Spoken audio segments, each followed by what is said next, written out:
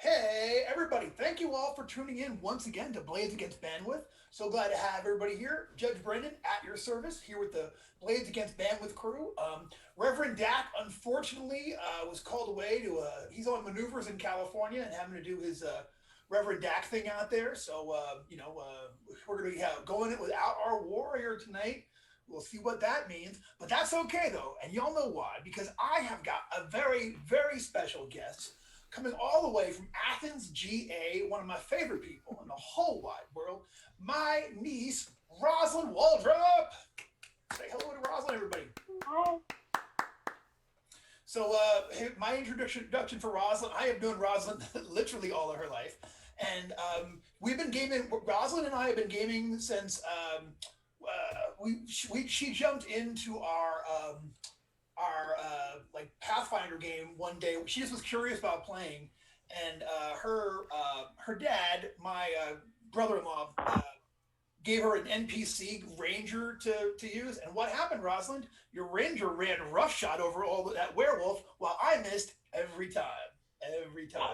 And it's been about that way since the beginning. So Rosalind's we've gamed together a bunch of times. She's played some DCC, and I'm excited to have you here with us tonight, Rosalind. Thank you so much for tuning for being on my show, the show. Okay, so when we last left off, we had made our way out from that weird tower that appeared there at the edge of the weird lake that had just recently appeared there at the swamp. As we left, we shut down the beacon that Snake Man sorcerer told you was a beacon that was out there for to help his master go home. And sure enough, not a half day later, we heard this immense crash into the earth, and this explosion lit up the sky till it looked like daytime in the middle of the night. But we made it back to the town. We did some errands there where there was some relationship drama as Quendy and Forrester hit a weird kind of a thing. But relationships are weird, y'all. It's tricky, okay? And when one's an adventurer and one is the son of the local blacksmith, and they're different species, there's going to be some bumps along the road. So let's all cross a finger, and then maybe, who knows what'll happen in the future. Forrester's the kind of person, he likes what he can't have, so as soon as he can have it, he just becomes a lot less interested. There's a reason why, he's a hobbit, so he's probably 110? There's a reason why he's 110 and still single. Exactly. He's a nice guy, he's just not the best when it comes to romantic relationships. I heard that.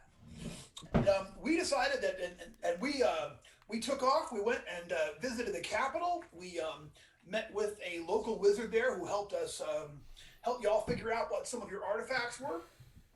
And from there, we decided to make our way north to Mount Tyche. Is there anything last minute things that we're gonna do before we leave Havenor? The chances of us coming back here when we're done, are they high, low? Is this kind of you know what? If you're going to head back towards Nine Towns, it only makes sense that you because you're going to have to take a boat, across the bay.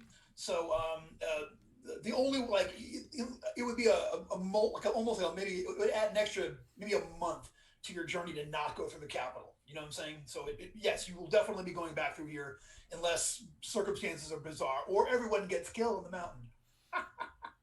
I'd really like to get a dozen eggs before I go.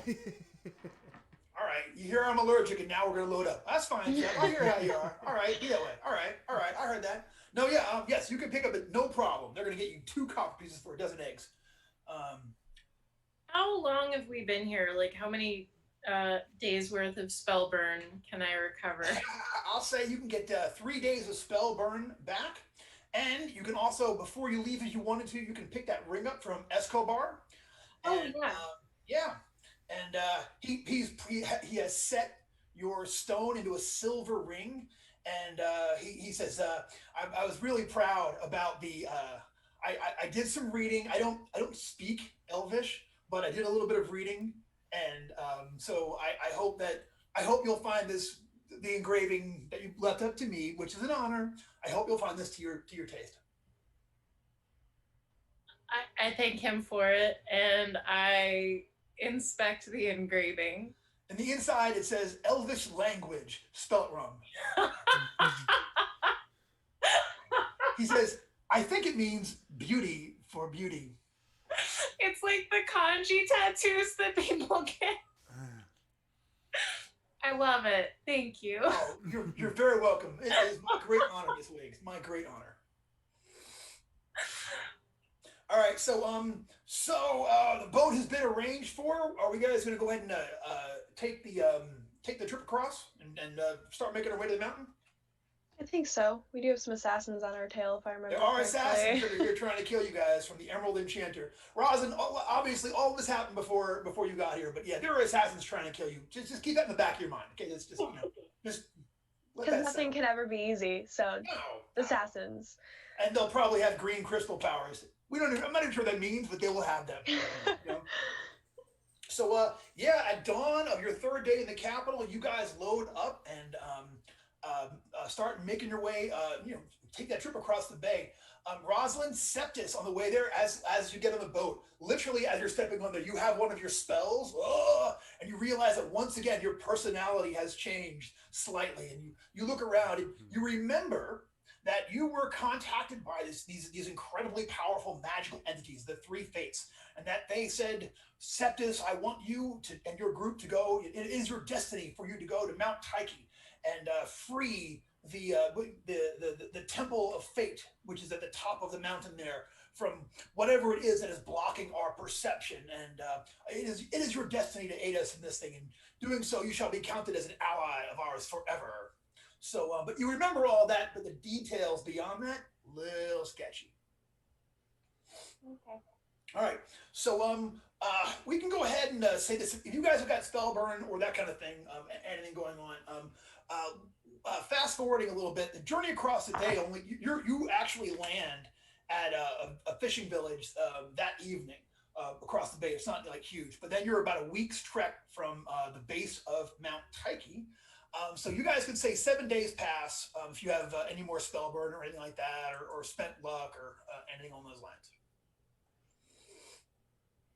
And when you guys follow the directions there. Now, as soon as you guys get off the boat, you guys kind of get this feeling of like this sort of like a directed purpose is the easiest way to describe it. You guys are marching. Like you were at some point, you were part of the agenda was to figure out how to get to the mountain itself.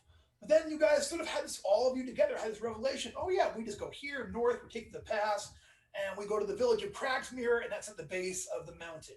You don't know how you know that or where it came from, but the knowledge just seems to filter into your minds there. And it's pretty obvious to Forrest. We've become so badass that we just know these things. Kind of the natural way of things. I'm leveled up, so.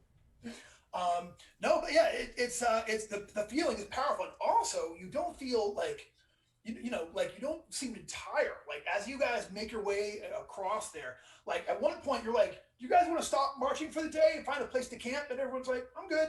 You guys wind up marching like 3 days straight before anyone thinks about taking a breather or anything. And you're sort of like traveling in this weird fugue state, but you have the vision of the mountain is getting closer and closer and closer as you get there, until finally you guys make it to the so at the base of the mountain is all shrouded in mist, but the base of it is the hamlet of Cragsmere, a little tiny temple. And when you guys get there, and once you reach the actual city, once you're actually like, oh, here's Cragsmere, this is the town we were supposed to go to, and you get there, and suddenly you're not exhausted, but that weird fugue state that you guys have been in for the last several days seems to fade away as soon as you get to Cragsmere. The mountain is not out; it's completely shrouded in mist right now. But you are there at the base of the little city of Cragsmere. And though you have never visited the temple before, you have a clear vision of its location. As you near the basin, you spot the tiny village of Cragsmere. It's a small outpost, survives on trade with the temple. and you guys make your way into the city. The city is deathly quiet. You don't see anybody out on the streets at all. Like almost unnaturally quiet, or Unnaturally quiet when it arrives here. Does it look like people left in a hurry? Like, are there just wagons abandoned, or is it fairly orderly? As you make your way through, it looks like people are shut inside of their houses. Every once in a while, you'll see like the flash of a candle as someone furtively dashes from one part of their house to another part of their house. So this is just a small town, small town and village there and such. But like, it seems like every place seems locked up. You pass by barns and you hear animals like inside the barns, but the barns, every one of them is locked and padlocked up. And then, as you guys are sort of like looking around, you see a flash of orange light appears in the corner of your eye as an enormous figure appears 10 feet in the air and slams to earth with a ground-shaking thud. The beast rises with its back to you, giving you a look at its hideous body. The giant stands at least twice the size of a human. Its body is covered in mismatched patches of black fur and green scales and has an oversized head. Where its right arm should be, there's a giant purple suckered tentacle. Bloody gashes cover much of its body. The hulking brute turns, and then you see its terrifying face. On top of this thing's shoulders rests a cat's head with wild green eyes. The deformed giant casually uproots a small tree and holds it over his head and all the while hissing malevolently. So, malevolently hissing, y'all. I've been working on my malevolent hissing just for tonight. So, anyway, he uproots this thing and he starts like pounding his way over towards you, and it's time for initiative. Easy, kitty. So roll a d20, add your initiative modifiers, and that's my usual tricks. Bad guys going on 6. There we go. All right. So, Forrester, what'd you get? 3. 3 for Forrester. Okay, Wiggs. 18. 18 for Wiggs.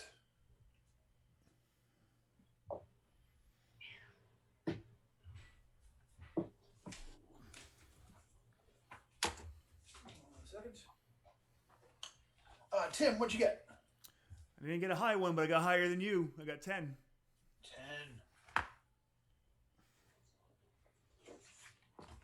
Okay, Phoebe, how'd you do? 13. 13 for the Phoebester. And Rosalind, what did you get for Septus? 15. 15 for Septus. Okay, so it is going to go Wiggs, and then Septus, Phoebe, Tim, the creature, and then Forrester. All right. I'll cast Color Spray. Okay. All right, you're gonna go ahead and cast color. So when this thing appears, it's like 60 feet away. It's sort of like like I said, just appears out of the air and lands on the earth. So you're gonna have to move up to 30, like 30 feet away, and then blast it with your to be close enough range for it. Okay. Yeah, range is 40, so I'll run up Okay. and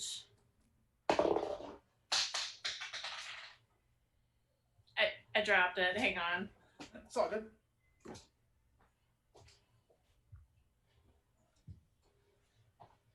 Uh, 15. 2 targets within range. It's just the one. Make a will save. Make a will save or be blinded for 1d4 rounds. Okay, so the creature. This is willpower save.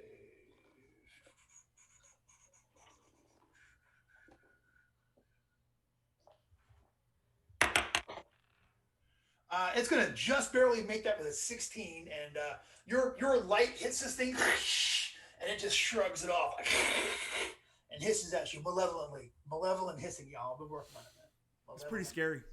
Thanks, man. Thanks. Appreciate it. All right, so Rosalind, it is time for Septus to do his magic thing. What are you gonna do? Can I use my choking cloud? Choking cloud. You can absolutely use your choking cloud.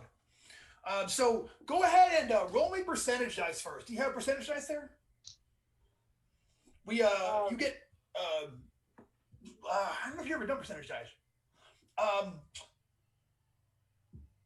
Yeah, you know what? Just go ahead and just go ahead and roll color spray for now. We'll or rather choking cloud, and we'll conveniently on the very next page.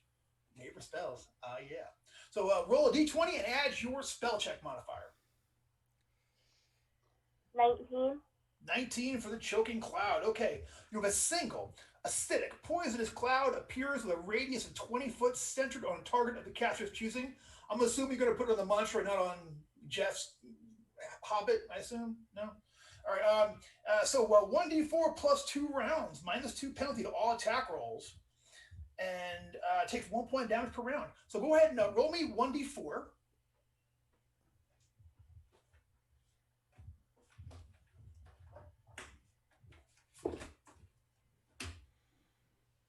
How'd you do? 3. 3. So that's going to be 5 rounds. He'll be minus 1 on everything, and he'll take 1 point damage per round. Excellent. So now there is a Septus cast a spell, and now there is a choking cloud around this thing's head. And it is wheezing and gasping as if it is about to give up a hairball. But that hairball will never, ever, ever come. So it is Phoebe and then Anatole. All right. I think I'm going to attempt to cast Word of Command and Right. see how that does. Cool. All right. Make your Oh, check. not well. That's yeah. That is disapproval. Yeah. Okay. Spell does not work. You pick up a point of disapproval. And the creature seems unfazed by it all. Anatole, time for you to do some Anatole awesomeness. Now he's surrounded in this choking cloud. It's kind of up and around his head. He's so big, you know what I'm saying? So And, if I were to it dart only- in towards his legs, I'd be like out of it. I wouldn't really be. Yeah, it only affects the one creature. So if you just dart in towards his legs, you'll be okay. All right, I will do that. I'm gonna try and hamstring this dude. All right, let's see. And although it barely ever works, I'm going for it with my 2-weapon fighting. 2-weapon fighting. What's the good of having a high dexterity if you don't use it, right? So with my short sword, I got a 15 to hit. With my long sword, I only got an 8. All right. That 15 is going to hit. So roll me some damage. That's 4 points of damage. Wah-wah. All right, it's still up. You slash it, but it is still up and still furious at this. All right, so the creature goes. So you run up there by it, but it's going to go ahead and as soon as it landed, it grabbed that tree out of the ground, ripped it out of there, and now it is going to swing this tree down upon you and try to brain you with it. So here comes that attack roll. Tree. No one likes getting hit by a tree. That's a some people say otherwise. I'm going to get an 18. I'm assuming that gets you. Yeah, it's going to get me. All right. You are going to take the low damage of 9 points of damage. Oof. Do I need to head over? No, I'm not that bad. I mean, that's like half my hit points, but. All right. So it wallops on Anatole with the club. And then he hisses at you. I'm not going to do it again. I'm going to save it up. But, you can picture, the hissing that comes from this creature. But there you go. So, Forrester. All right, Forrester is going to go ahead and cast Whirling Blades. It's a first level Hobbit spell. Scales. All right, I've got an 18 and a 6. Oh, that 18 absolutely hits. So you have also charged up on this thing. And go ahead and roll me some damage. 4. 4. All right, it is still up, but it looks furious, and it staggers back a little bit, but is still trying to brain you with this thing. Wiggs, it is your turn. You are within spell distance of it and can. I will.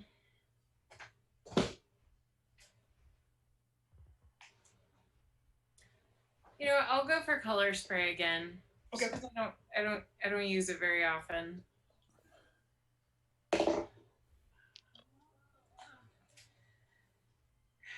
It's 18. Each target makes 2 will saves. Okay. So here comes will save the first. I rolled the wrong die. Hold on. All right. It is going to fail the first one and make the second one. So do I just roll the d4 for however many number of rounds? The Yeah, first it's a 2d4 plus 1 rounds. Yep, and so he is blinded. That's fantastic. Ah! He's blinded for 5 rounds. Outstanding, nicely done. So 2, 3. Okay, so all right, so he is blinded, and he's also still under the effect of the choking cloud, and both of these things are going to affect his to hit chance. So he suddenly is like looking around, like hissing and such, and sort of like whipping his head from side to side, trying to see where all of you guys are, where everybody is at the same time.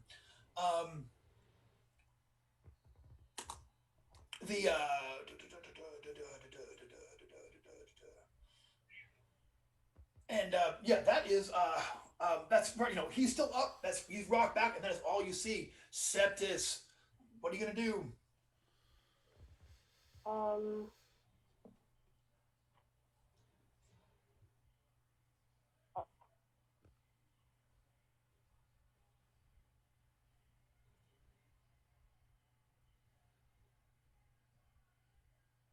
Can I try to use sleep? Sleep spell, absolutely. Yeah, go for it.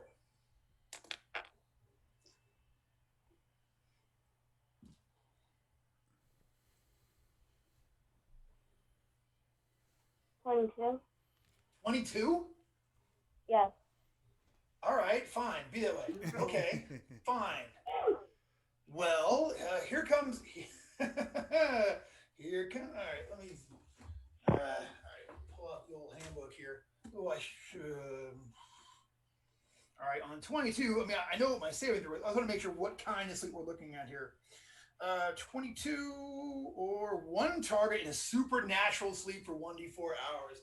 That stinks. That's terrible. All right, so here comes my saving throw. I got to get a big number, but I've had a pretty good week, so let's see how we do. Come on, now we talked about this. That is actually a 20. Oh, it was close. No. So officially, being blinded or covered in a stinking cloud is no longer one of his problems, because instead, he is going to lay there and snore like my cat. Just hating life. So he the thump falls down there. Okay. Can I scritch his belly without him waking up? Yeah, he's supernaturally sleeping. Oh. You absolutely can. I scritch the belly. Yeah, like even though he's still looking pretty malevolent, like one leg is kind of going, like So well done. So yeah, Septis has brought this thing down with a sleep spell, and it is laying that's there. awesome. All right. Yeah. Gosh, we don't even need Ernie. Why don't we even, keep him on the table? Yeah. We can just save money to, And we can Well, spell it worked treasure. for me. Yeah, it's like better cut a treasure with only 5 of us. Plus, But have we you- miss him. Yeah. Have you noticed he hogs all the cool outfit stuff? I'm just saying. No, I'm totally kidding. We do miss him, and if you're out, I'm I don't know if you're out there watching, but rock on. Hope we're doing great and everything's going well. So so the creature is laying there, and that is what you see, and you see like a couple of guys like sort of like wander out of one of the buildings who are like, gosh, they're sort of like standing over there just gaping at this thing, and they're really shocked to see Wiggs the elf giving this thing a belly rub and just letting it you know. And apparently Just it's like-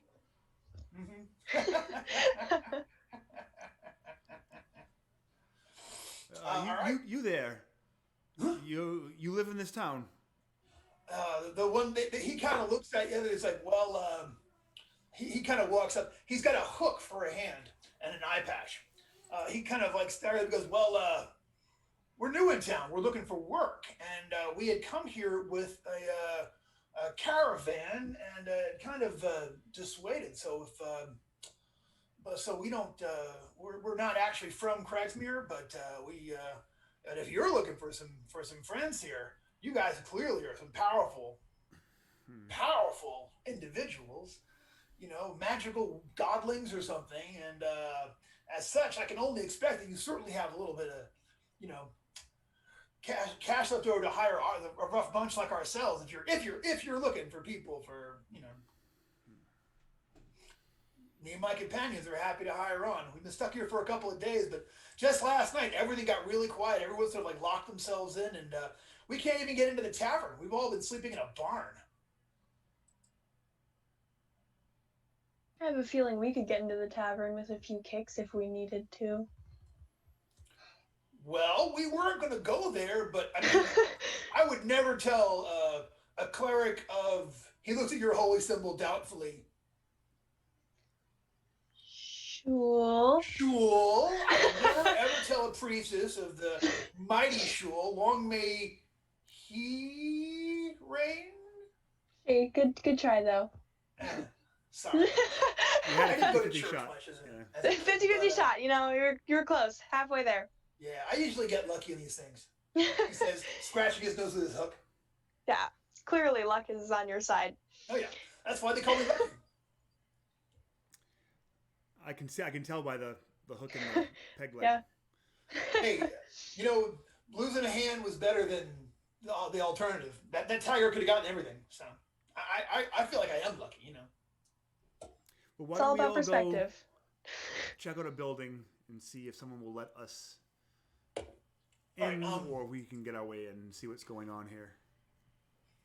And yes, yeah. Sean Kelly, I probably could have. Actually, when I was 15, I could probably get into a bar when I was 15. No, when I was 15, I was a noodle and didn't have a beard. So I never tried getting into a bar when I was 15 because when I was 15 and I was working at my very first job ever, Kentucky Fried Chicken, thank you. I used to go and cash my checks at the liquor store, and they would sell me anything I wanted to. So, Powerade, all the Powerade I could possibly.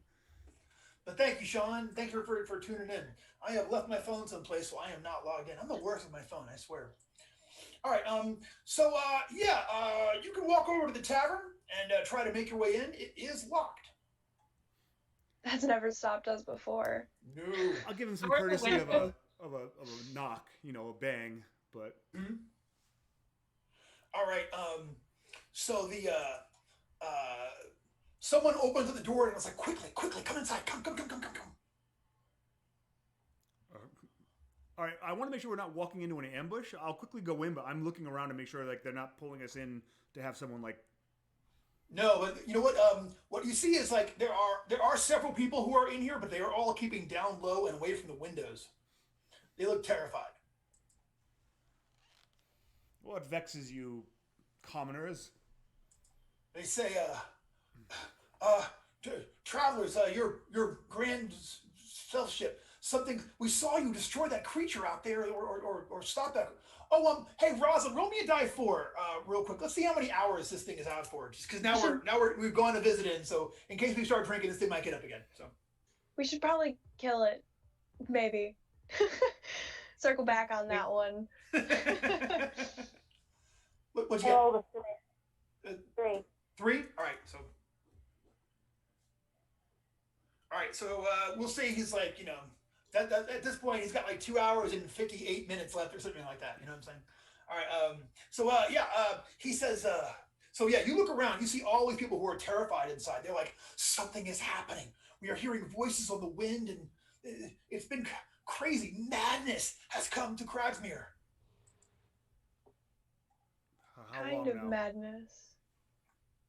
the for years all of our commerce comes with dealing with the temple. We provide them food and they pay for our services, and it's the only reason Cragsmere's here. But now Cragsmere first Cragsmere cuts off all contact with us, and no one is able to, no one's coming up or down the mountains, and nothing is selling. But then, I mean, but they pretty much go around the room and talk about like all this. The one guy is like, all of the rice in my bag. When I left the room and when I came back, the rice spelled "flee for your lives" out there on my counter. I am not making that up. And another guy is like, I had these horrifying dreams that, all of my animals were killed, and I ran out there to check on them. And when I got there, they were all staring at me, and the one looked me in the face and said, "Flee, flee, flee this place." I don't know what's going on, but something insane is happening, and and I don't know what it is. Just out of game, I would really like to see this run alternatively as like a Scooby-Doo adventure. It's a real estate con.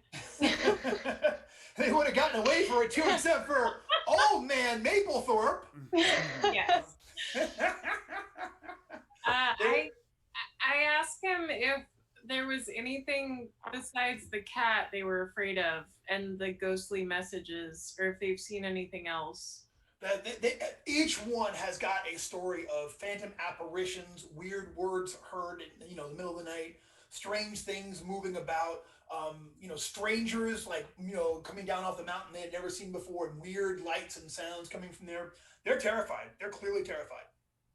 I feel like one thing like kind of happened, like a guy spilled his rice, and then they all just started like.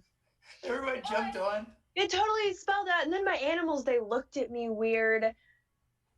Definitely something's up, guys. Yeah. They're trying to figure a way to blame it on QAnon, even as so. All right, so it sounds like these things have been, very unsettling and quite scary. But has anything really bad befallen you? Has anyone died or gone missing? Guys, well, if you hadn't gotten here, we would have had that 10-foot tall whatever it was out there trying to kill somebody. I'm just trying to figure out if you have a trickster amongst you, someone that wants to, or if you've got a proper curse. He does make a fair point though about the giant thing. Yeah. They're all it's just your luck that we are, like you said, quite capable at handling these measures for a fee. The one woman behind this one woman that's been sitting there quietly in one of the booths there, and she sits up and she says, it's not luck. It is your destiny. Your fate was to arrive here at this time and intervene in whatever is happening on the mountain. Then she's like, why did I say that? Cool. Good talk. I don't know what. Can I have another brandy? I'm just gonna. Maybe we lay off the brandy for a little bit. All right. She seems completely puzzled that came out of her head. Okay. Well, I'm gonna take. Maybe I'll take Forrester with me, and we should go take care of the sleeping giant. Literally. Into it. Gotcha. All right, so like a choppy chop dance on top of this. Yeah. All right, so here's I even as I say this, I know it's ridiculous, okay, but like he's that song goes with my axes. He is in a supernatural sleep and cannot be awakened by normal means. So yeah, it takes a few heinous, couple of Bill the Butcher cuts until it is over. But yes, you are like I create a big wound and then I dive in and then I leap back out and I'm like, Phoebe. Ew! It's just like holding up my holy symbol, like, oh my god. You thought it smelled bad from the outside. So here is what actually once you actually kill it and put that big crazy wound into it, the one thing, like once you go back over there, give me a luck roll for your guy, Jeff.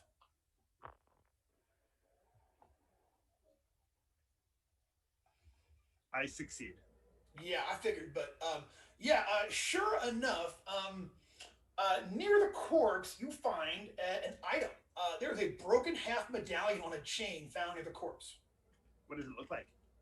The medallion is forged of some kind of black metal, and it's engraved like the top half of a clock, showing the numbers 9 through 3.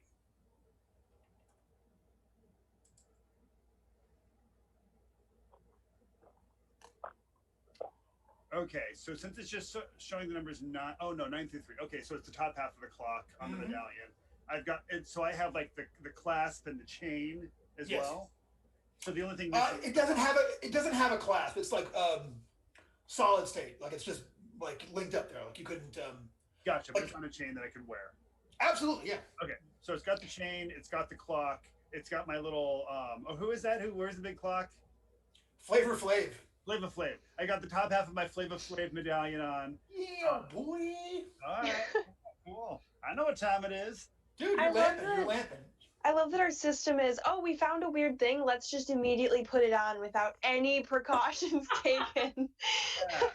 Brendan, how do I look with it? Does it go with the little rainbow streak across my face and my jaunty green hat?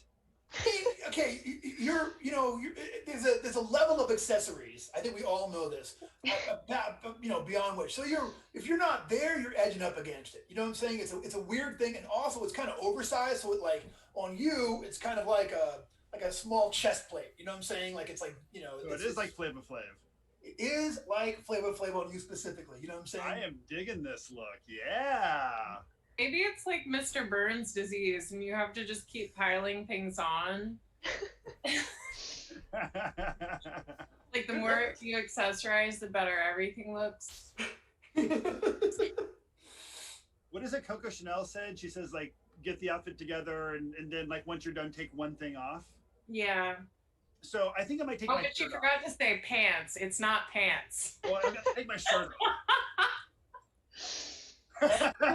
So I know Boy, was my face red. My jaunty green hat and my rainbow stripe across my face. Yes. You look good, but you're freezing. My gosh, is it cold up here in the mountains? My gosh. I've got that natural hobbit fur. Like it's I mostly wear the shirt just to be in polite society. So the rest of us look like relatively normal, and then there's Ernie and Forrester just with us. Yeah. And Wiggs looks relatively normal, but it's just surface deep. Doesn't she have like fingers on like a belt? There's a bandolier. Yeah. She's a bandolier full of dead fingers, so it's just the whole group has got. Oh, I'm kind of normal. And like, Anatole looks good. Yeah, I'm sorry. Anatole and I are fairly normal. That just looks good. Just sort of sinister. I picture Septus, kind of changes a little bit. Like what's different? And you can't quite place it because Septus has once again had that morphing spell. Like, was your hair always that color, Septus? He's like, Does this clock medallion have hands, or is it just the numbers? Excuse me, just the numbers. And I like that, Tim, you were going to have Doug draw up our group, but it's like we keep changing what we look like so much from like session to session. He's just getting the descriptions I already have. That's it. It's going to be too late. I love Doug, though. His one thing was like, I'm not really into drawing the characters, though, if you want them to look like yourselves. Oh, yeah. I'm like, no, that's horrible, but that's also hilarious that you were so salty about that. No, I mean, I get it. Like, I get that. It's like, I'd make it look just because I mean, what do you, like, make it look like me, but I have 18 strength and I'm really handsome. Come on now. At a certain point. All right, so, so the creature is dead. The medallion has been removed. What do y'all do? So I think that maybe we should go up the mountain. Yeah, I think that's our best bet. But I still want to, we're doing all these things for free, risking ourselves, and I'm not really all that much richer to show for it. I'm just gonna, as the lawful cleric, I feel like I should just kind of like put my hand on your shoulder as you try and like coerce them into paying us and be like, not today. I mean, I'm not trying to rob them. I just want to be compensated for A little my time. protection money? You want protection money? Hey, even the town's guard gets paid something, Yeah. and we're going above and beyond what the town's guard is doing. Wait, aren't we doing this on a mission from like patrons? Shouldn't we maybe just Not necessarily. Like we were just compelled. It could be an evil compulsion. Like, We still gotta Septus was visited by the three fates.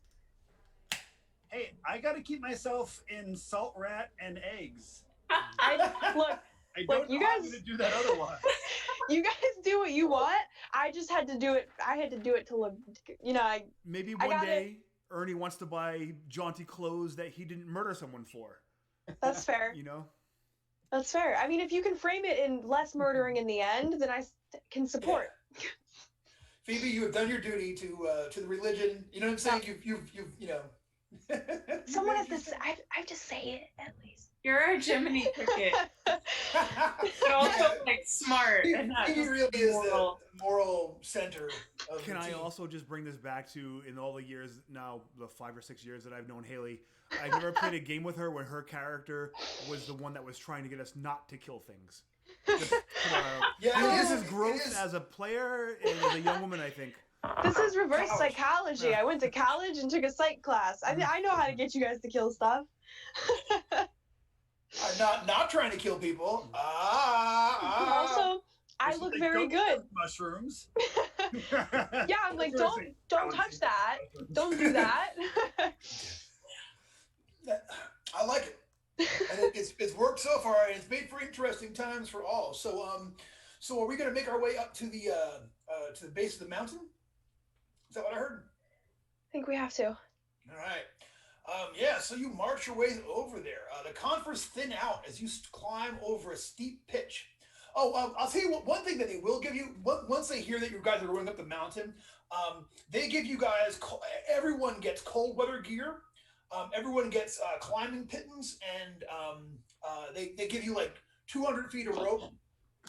And they say the rope, the mountain can be, there's a mountain path that goes up there, but just in case, we want to, and they will outfit y'all with rations and beer, and they have a couple of meat pies. I don't know, whatever kind of bar food, whatever kind of mountain bar food they have up there. I normally bring meat pies with me when I go hiking. You know what I'm saying? Like, Denver omelets. Yeah. So, my usual hiking food is cold Big Mac waiting for me in the car when I get back. That's my plan. And, I'm not proud. Also, I don't like to hike. So, all right. So you guys newly bundled up in your cold weather gear. The conifers thin out as you climb over a steep pitch, and then you get your first unobstructed view of Mount Tyche. The thick base tapers to a towering column of rock and ice. A spiraling road is carved into the rock leading to the top. A massive buttress dominates the eastern face, pockmarked with crags and handholds. The gravel trail continues into the basin and beyond the western ridge before connecting to the spiral road. So from where you are, you can take a road like this like something like a gravel path that leads you up to the spiral road that goes all the way around the outside of the mountain.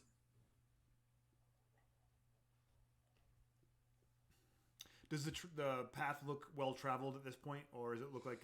It looks well traveled and well maintained from here.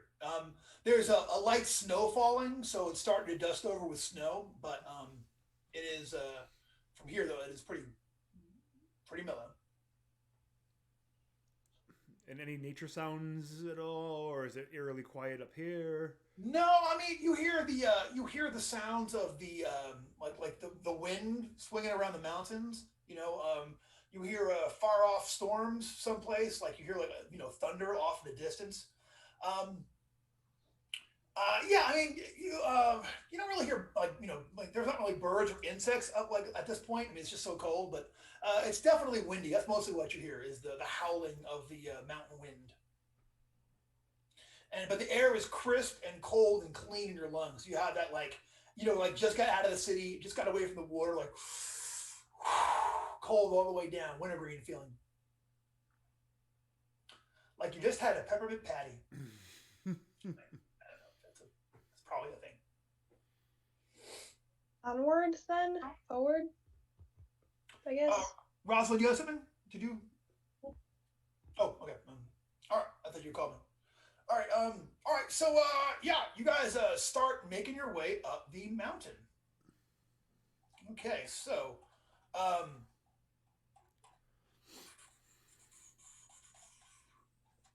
sorry, look at my map here. There we go. All right. So, yeah, you guys start making your way, making your way up there. It's not super steep, but it's a continuous rise, so it's a rough go. But eventually, you guys get down there to just around the first so you make your first ascent of the actual mountain itself and start actually making your way up that path. And when you get up there, coming down the other way, you see coming around towards you, you see a group of robed figures in the path ahead. They're mostly limping, and their robes are singed and tattered, and a couple of them are bloody. And one guy is holding his arm he's holding his one arm with the other arm, and it's clearly just blood running down the side of his head and such. And they kind of keep their hoods down as they get there, and they run past. And they're like, do not go up to the summit.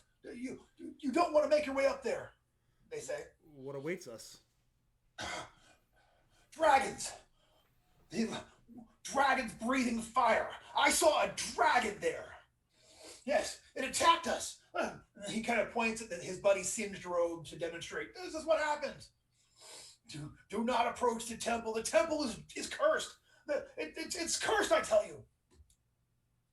You'll want to leave and never come back to this place. How long have dragons been there? Have you been to this place before? They arrived and they keep going. They're kind of making their way away from you, and keeping their heads down. They're they arrived in the night. We were terrified. There was nothing to do but run from them. We hid as best we could, and they sort of trot down away, they're trotting away from you unless y'all Yeah, I want to try and grab the last one in line, put my hand on his shoulder. All right, give me a luck check. I was gonna try and be nice and offer help, but if they're just gonna run. They look terrified to you. So, Brendan, I rolled a 20, but I have a 20 luck. Yeah. A crit fail. Yeah. Yeah. You definitely stop that one, and he is like, "What is it? Why do you not flee? Why do you?" I want to look at his face. I want to see. Okay. I want to get a good look at it and make sure this isn't some weird illusion, or they're just trying to have. Gotcha. Yeah. When it flips back, he is a human being. You can see this is the one with his arm, his arm, is completely he's definitely a human. He looks pretty scared. He looks pretty beat up. You can see dual where he got hit with sword cuts and things, and yeah, his one arm is absolutely smashed. Would you like our priestess to try and mend you? I would be eternally grateful to the priestess of Shul for her whatever assistance she could give to us in the name of the moon and of righteousness. I make no promises, but I can give it my best efforts. Yeah, I'll go over and put my hand on his other shoulder, I guess. And Gotcha. Oh, okay, 22. Yeah, you know what? That'll get you the 3 dice you need to fix his arm. And sure enough, he's like, oh, when you peeled his sleeve back to see the wound, there was bone coming out, and it was bad. And you put the power on there, and the whole thing heals up, and he is like, thank you, priestess. Phoebe, it's Phoebe. Priestess Phoebe, thank you, and good luck. But I promise you, you do not wish to go to the temple. It's very dangerous, and there was a dragon, and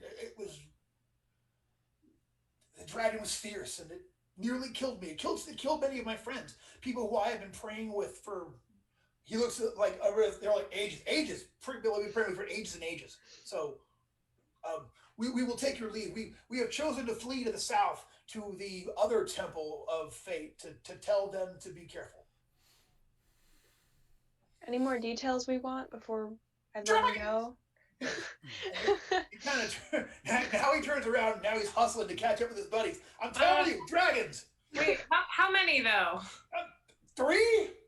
And they all kind of one guy in the front who's running holds up like one hand like he's like 4 dragons. 4 dragons. Okay. And they all just kind of they all just kind of hustle out of there. Now, not to discount what they said, but I don't know a lot about dragons, but do they usually hang out in large groups, or does that seem odd to anyone else? I mean, Like this could be a dragon rave.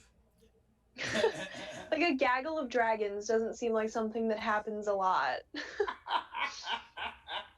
Maybe this is the 998th conclave of dragons. Yeah. Or it's one of those kid shows where you have to train them or something. I know it's a thing. I mean, snakes come together, you know, like to hibernate and to mate. That's true. That is true. Maybe dragons have invaded the temple for reasons that we will find out shortly. But everyone can make an intelligence roll, and you arcane spellcasters can also add your character level, which should be 2, I think, for both y'all or 3. I get a 9. Nat 20. Oh, snap. Nat 20? Nat 20. Yeah. Sorry to overshadow you. No, I'm just happy because I have a -1 intelligence, so even just getting an 18 is amazing. Yeah. You know what? Like you know, people tell stories about dragons all the time, and like dragons come up a lot in like temple lore because Shul really is about like laws and about Shul created a calendar and such. So like very often things are talked about in sort of like the dragons throughout history and how they've affected the epochs and such. And yeah, 4 dragons coming together. Occasionally 2 will come together to do what dragons do when they come and hang out. Rosalind, it's actually backgammon, weirdest thing. But the other, I'm telling you, they can't get enough. They play all night long, big T, sing songs. But like a group of 4 dragons would have been a thing in the historic record that people would have been talking about forever. Awesome. They even chase their young out of the nests real early, before they start getting an eye on their treasure, so. I thought so. Yeah. Well, there's only one way to find out for sure what the deal is. Okay, but when we do find out, what's our plan? Because I don't know if fighting dragons, plural, is even anywhere near my specialty. I mean, I feel like we could handle it if our full team was here. 4 dragons seems easy, but we are missing someone, so. And also, I'm a little wary that what they're calling dragons are actually dragons. Yeah, it's like a big lizard kind of situation, I feel like. Are you saying that they were just imagining dragons? Tim, I will turn this adventure right around. That was uncalled for. Do you want to go back to Havnor, Tim? Go right now. Yeah, I feel like this is like there's some lizards that are larger than. Guys, I have to go. A chicken with dermatitis. I don't know. I had to fight a very dangerous chicken recently. I know that they can be, you can think they're dragons, perhaps. I'm just saying, it was Sworn to secrecy. Okay. Guys, I can't. Not having my phone here is driving me insane. I can't keep up with the chat, so I'm gonna go run and grab it. It's gotta be upstairs. I'll be right back. Hey Tim, why don't you tell them about what's coming up? Is Bride of Cyclops Con? Oh yes, Bride of Cyclops Con. Well now, no, it's our 3-day con happening on the weekend of October 16, 17, 18. Games are open for registration at this point. I don't know. Have you guys looked at the list? Are a lot of them sold out, or they're still? I haven't checked in a while. I have no idea. I haven't even checked on my games. So what's really fun is I'm not sure if it's going to be kind of like an open sign up Harley added a PvP tournament. It's the ziggurat of the something, but it's like the Moonslaves adventure, but there's a ziggurat, and it looks almost like a DCC version of Qbert, where you have to get to the top. But then you have like parties, and then I think you're gonna fight each other and other things on each level of the ziggurat. So that's pretty cool. And usually with the tournament games like that, they're just kind of like walk up. So I think you get like open registration. I don't know if I'm running or if Harley's running or if it's, I don't know how tournament style's working, but if I'm not running, y'all better watch out. PvP is my specialty. Yeah, so there's that. We have our team tournament and plus all the other adventures. So it should be fun. Blast.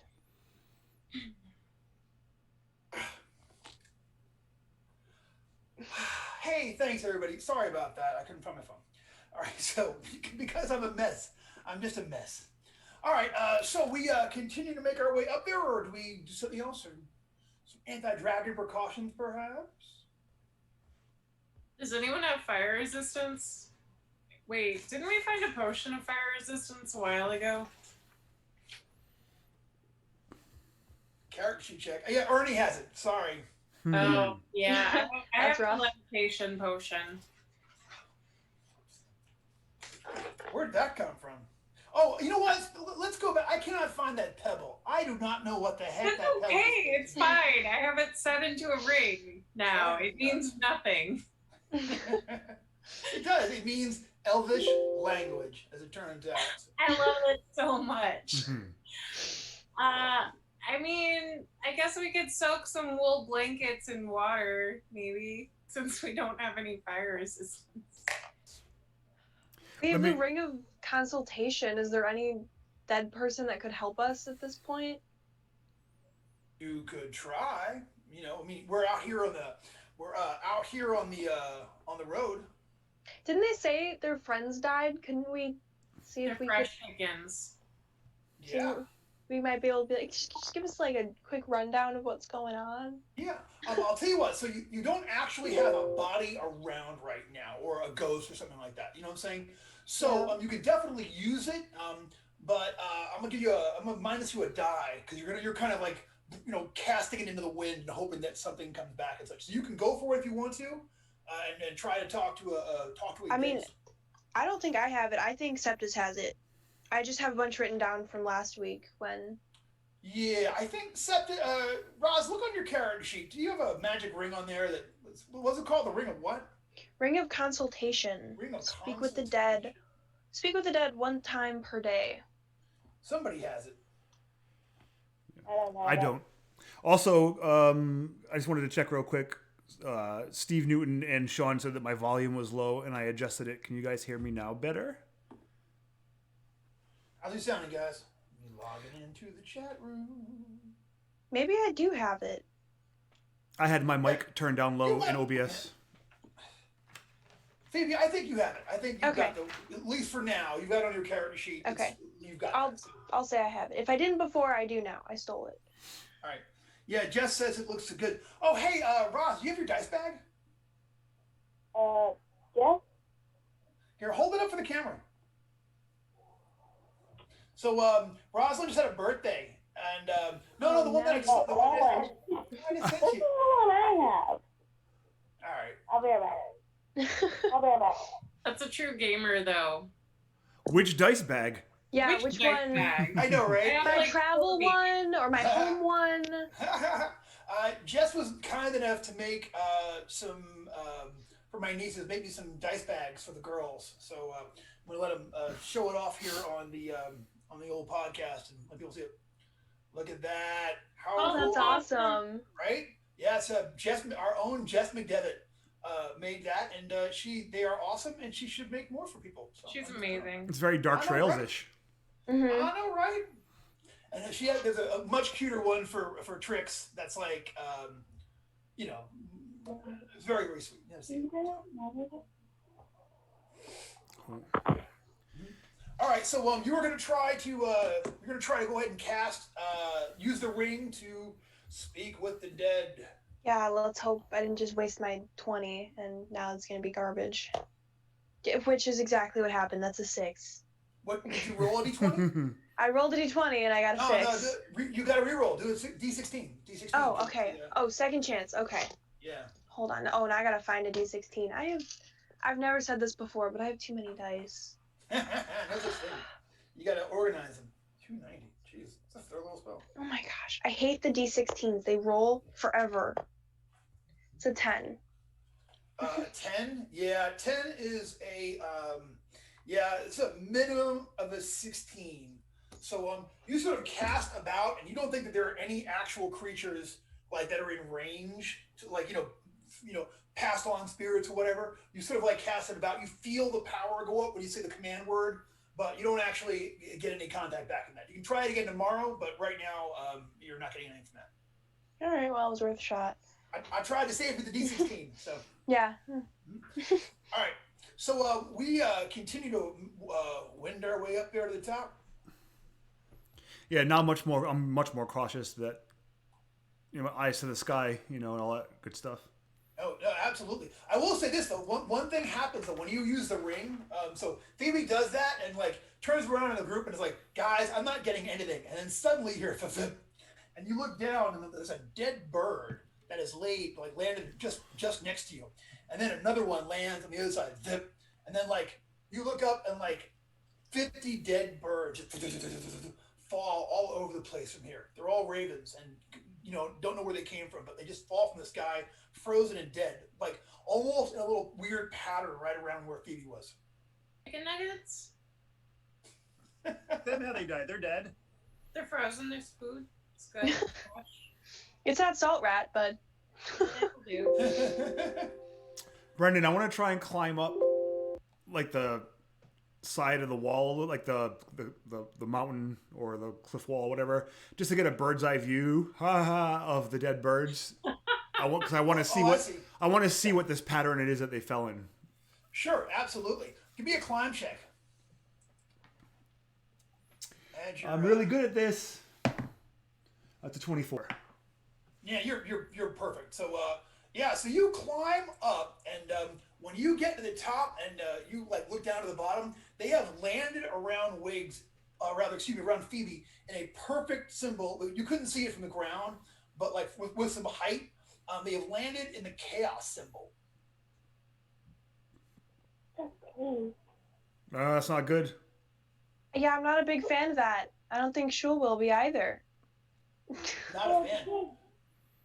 Shul no likey. Can I just start nudging dead birds out of the pattern a little bit? Just absolutely. Just nudge them a little bit. It's not. I swear, it's not what it looks like. I'll hold up a few and be like, "It looks pretty ordered for chaos." And start oh snap! Yeah, you think that's chaos? How about now? Dead birds everywhere. Yeah, you kind of fling them all about there and sort of cast them all into things, and you break them out of their pattern. And, we have no respect for the effort and coordination that took. Whatever. Not even a selfie. Hey, here's me with dead birds. Chaos. Hashtag chaos. Hashtag dead birds. Hashtag Mount Tyche. Yeah.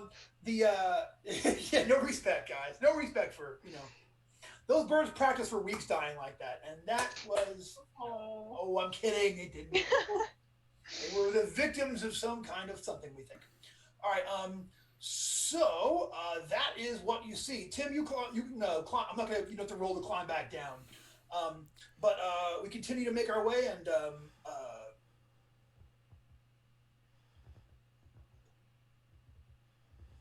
you continue to make your way. Yes.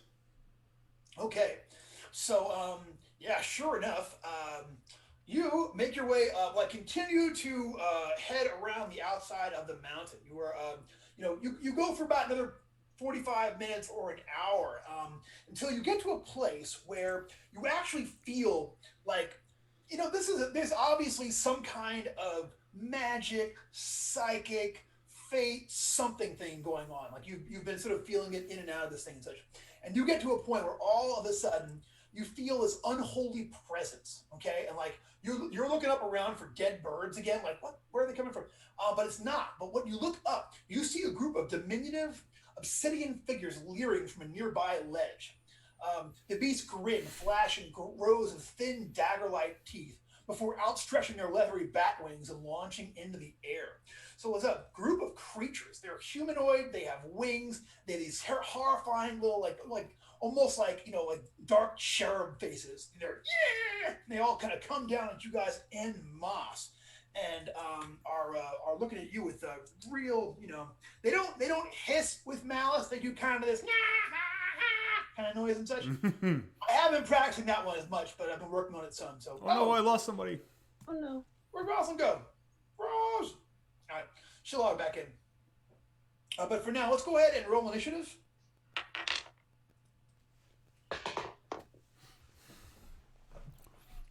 My dice were doing so well. I should have known that it was going to end. What'd you get? 5.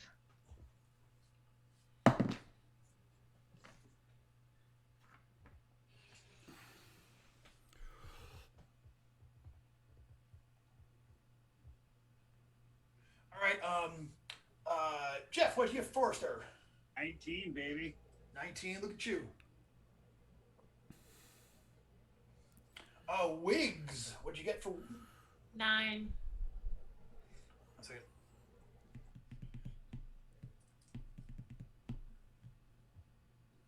Hold on, Roz is trying to holler. Hold on a second. I'm gonna mute myself for 1 second here.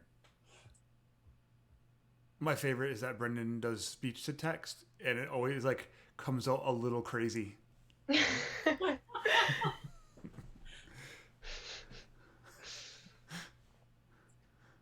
I'll get this like long run-on sentence, and then finally it'll end and be like, "Sorry, doing speech to text." Very, very often. I try not to be addicted to my phone. I try to not carry it with me, and especially if I'm writing or doing creative stuff, I'll leave it, which is why I can never find my phone. I always try to leave it in another room and such. So very often when we're communicating, I'm on my walk or something. So very often I'm walking, and it's like gabba dabba da. The other day, I don't know how it came up, but I had to say babugba bills, and it actually, it did not say babugba bills, but it was pretty close. I was like, all right, I was like, go with speech to text. A for effort. I know, right? So yeah, it's amazing the things that it can do, and then the things that it can't. Partially, I'm sure, because of my weird speaking cadence and accent. But there you go. And the fact that I try to use words like babugba bills all the time. Rosalind's logging back in. So I'll tell you what, Jeff, go ahead and roll for Rosalind. Roll her initiative for buddy. I don't know his name. 5. You got a 5, so.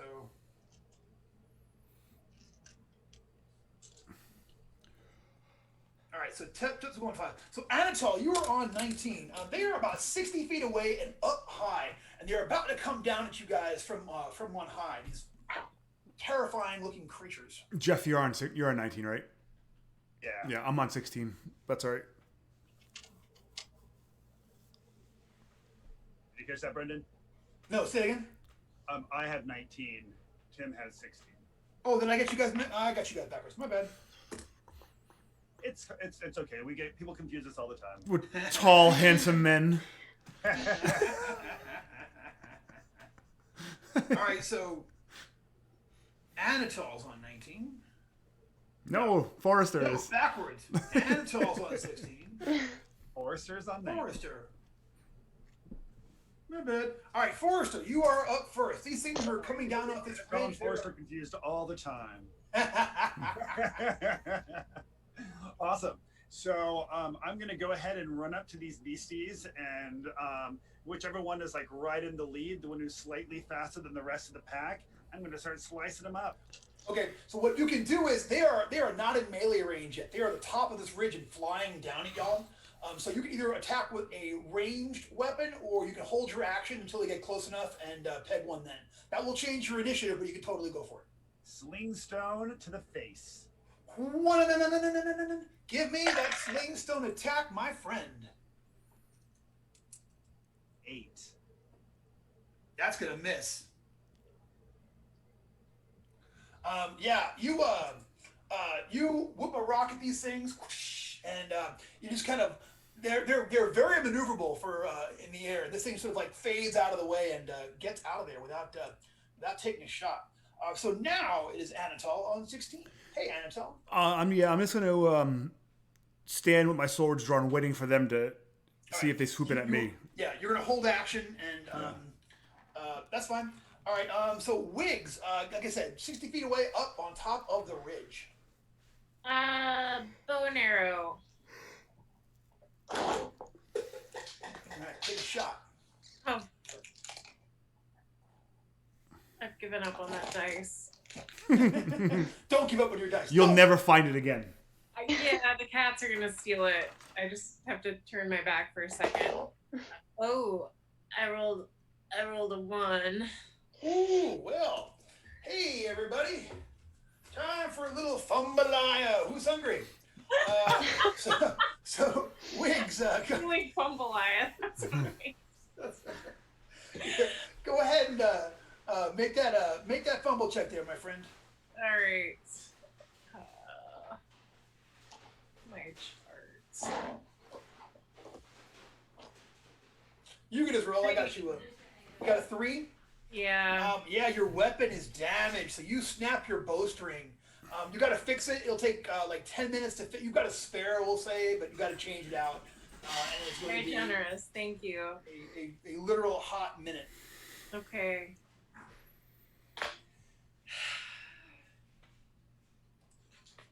I'm shocked it took this long for us to roll a 1. Well, bit. Usually I feel like it's much earlier on. You guys actually have the devil's own dice luck. You guys really do very, very well. Like I was talking to somebody the other day about this. I notice it because, like I said, like sometimes you guys have these like cool streaks where it's just like but that's awesome. So Wiggs bowstring. It's too cold for bow shooting and didn't get warmed up and that snaps. So it's time for Phoebe to do something Phoeberific. What are you gonna do? Oh. Word of command, I guess. Lie down. All right, give me that word of command. I cannot. 12 might be just enough to do it.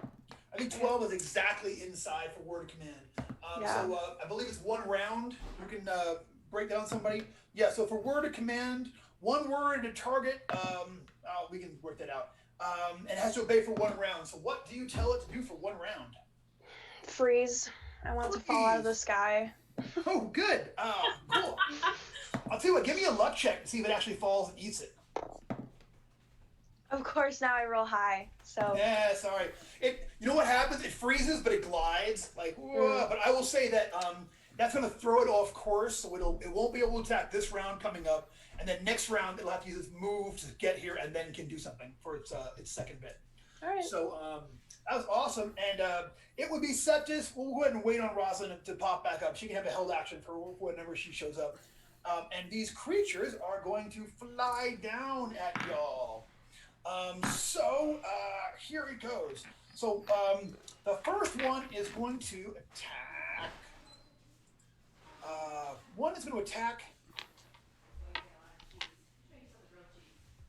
All right.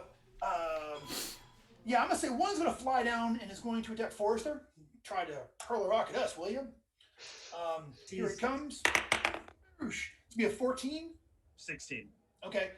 One flies down and is going to attack Phoebe.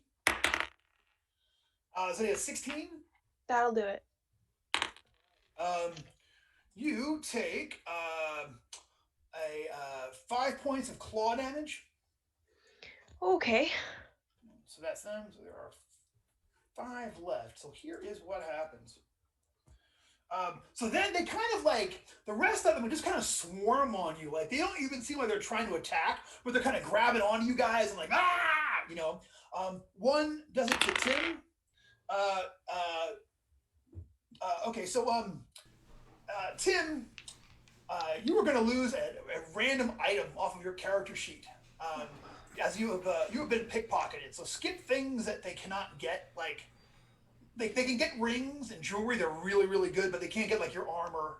You know? Right. But they could get a sword or a weapon you're not carrying. So we roll randomly down the line. I'm gonna say just to make myself even more aggravated by. Do I notice they do this, or is this? No, you don't notice yet. Oh, I was gonna say if I did, it'd be awesome if they took Heartsbane, and I'd be really pissed off because it's like my dagger that killed Prince Ashheart. But yeah, man, let's that could be yeah, let's be a good. do that. It hurts my soul, but yeah. Yeah, one of them sneaks off with Heartsbane. One's coming up. Same thing happens to Wiggs. You can like figure out what of your possessions. You know, if we were in person, I would just go to your character sheet and pick something. You know, but like I don't have any. You know, so if you want to roll a random dice, and I can just count down the line of my inventory. Right, about how big a die? Well, I mean, we'll count all the fingers and toes as one item. They're not. You know what? They're not gonna go after your fingers and toes. That's what I'm Good. Roll a die 20. Yeah, roll a die 20. I got a 19. Now I'm rocking, right? Mm-hmm. Hey, Roz. Welcome back. Okay, so They took my cooking oil. Yep. Yeah, Jeff, you lose something as well. They took what? Oh, your cooking oil? I was gonna make bombs with that. How many of these things are there? There are a total of 8, but one of them is just up in the one of them is just like up in the wind and such and hanging out. So And I heard you. I'm figuring it out. all right, cool. And then one goes at Phoebe. Phoebe, yeah, I'm actually I have been on fire with this pickpocketing thing. So you are also going to lose an item. You can randomly do it. This sucks. And last one at Rosalind, I also got a 23. Rosalind, Septus is going to lose an item. Look at your character sheet where your equipment is, and roll a die. Like figure out like how many things are on your equipment. They can't take like outfits or clothes and things, but they could take like a book or something like that. So, how many things do you have there that they could possibly get to? 10. All right, I'm rolling a die. Ready? They snatch up thing number 9. So they stole a crowbar that was sticking out of my backpack. They got your crowbar. Got you, Jeff. What did they get? Rosalind, what did they get? The iron shavings. Iron shavings. Oh yeah, that's from the alchemist lab. All right, so yeah, they make off with your iron shavings. You can put a note next to that. You might find them at some point later on, but They got my iron spikes. What is with them and iron? You know what? They're all anemic. They're rust They're monsters. just trying to. They're secretly rust monsters. They have a pet rust monster. Here you go, Rusty. I mean, what else would you call one? Seriously. I feel like Anatole got the short end of the stick. Yeah. Yeah, he took their famous dagger. Ah! They're like, ha ha ha! And they're getting ready to fly out of there. You guys actually don't realize these items are gone yet. I'm sorry, video chat being what it is, I couldn't just walk over to your character sheet and make a note to myself, so I could surprise you with some terrible news later on. Roz, it is your turn. So, I don't know what you caught, but you guys were all making your way up there, and you got this terrible bad feeling. And you looked up the hill and you saw these 8 creatures. They look like I said, little imagine evil Valentine's Day cherubs with little black wings and needle teeth. And they all flew down there. They attacked some people. They grabbed some stuff. But now you can go as they are swarming all over you. So what are you going to go for? Now I want to say we're halfway through our adventure tonight, and you haven't spent any spellburn points yet. And I'd really like to give whoever is going to play that character next week a very bad time. So just go ahead and just come up with a big number. I'm just saying a big number. And maybe you don't have to. You absolutely do not have to. But it's I don't know how to do that. You would just burn points. You would choose a number of points from your strength, stamina, and endurance. Subtract those off that roll there, like we did the other day. Okay. But you don't have to. You can do something else. What are you going to go for?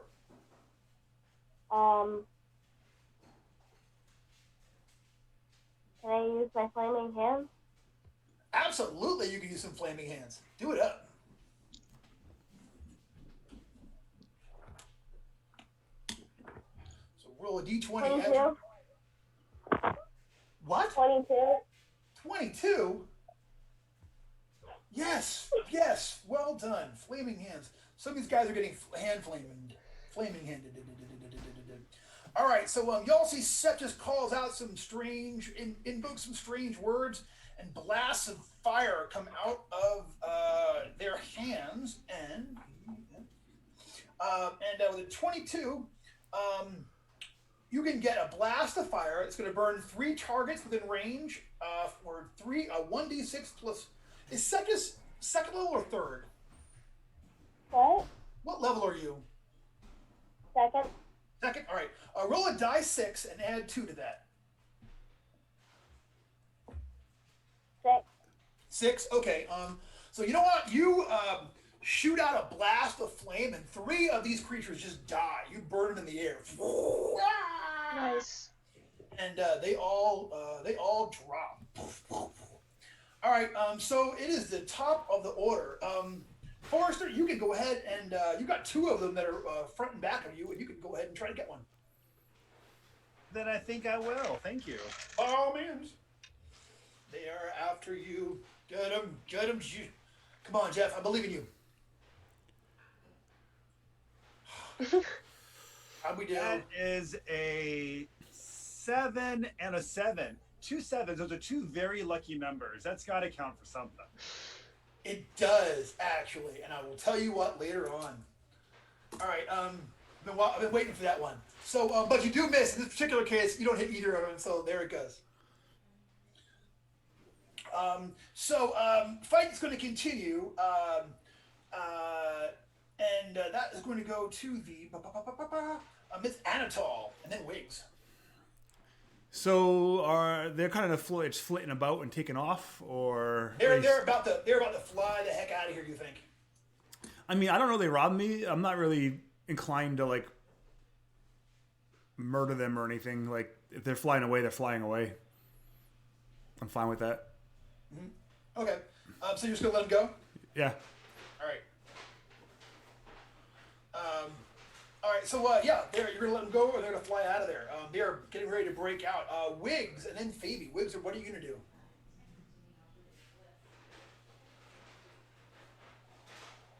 Sorry, I was muted. I guess I'm spending this round repairing my bowstring, right? It's gonna take you 10 minutes to repair. You don't have to do it right now. I'm saying. I mean, yeah, I'll do it right now. It's fine. No, nobody's actively getting attacked right now. Yeah. Okay. Yes. Okay. That's fine. You're gonna start working on your on restringing your bow. You got it. Phoebe, you can go, and then Sets can go one more time. I'm not as nice as Tim. I'm gonna cast word of command and see if I can get them to fall and die again. That is the goal. Yeah, Because I don't know when they're gonna come back, and they're chaotic, and I'm lawful, so that is a 20 on the die. Heck yeah! Nice. So double up your spell check for word of command. Yes, let me. Or your character level. Re-add your character level. Yeah, so 26. Not second sight. Word of command. I got Declare- you. 2-6. Oh, Okay. go ahead. I got my handy dandy app. The cleric can speak a word at multiple targets within 60 of his location. Up to 6 creatures. Same command applies to all targets. They each receive a will save. If Oh they my fail, gosh. they have to obey it for. No, I got it. I can't. No, I just thought. You know what would be funny? I just thought of a.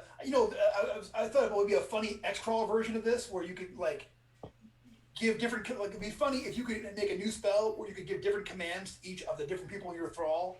Like instead of all 6 getting one command, they each get their own one, and you could call it micromanaging. I just thought it'd be fun.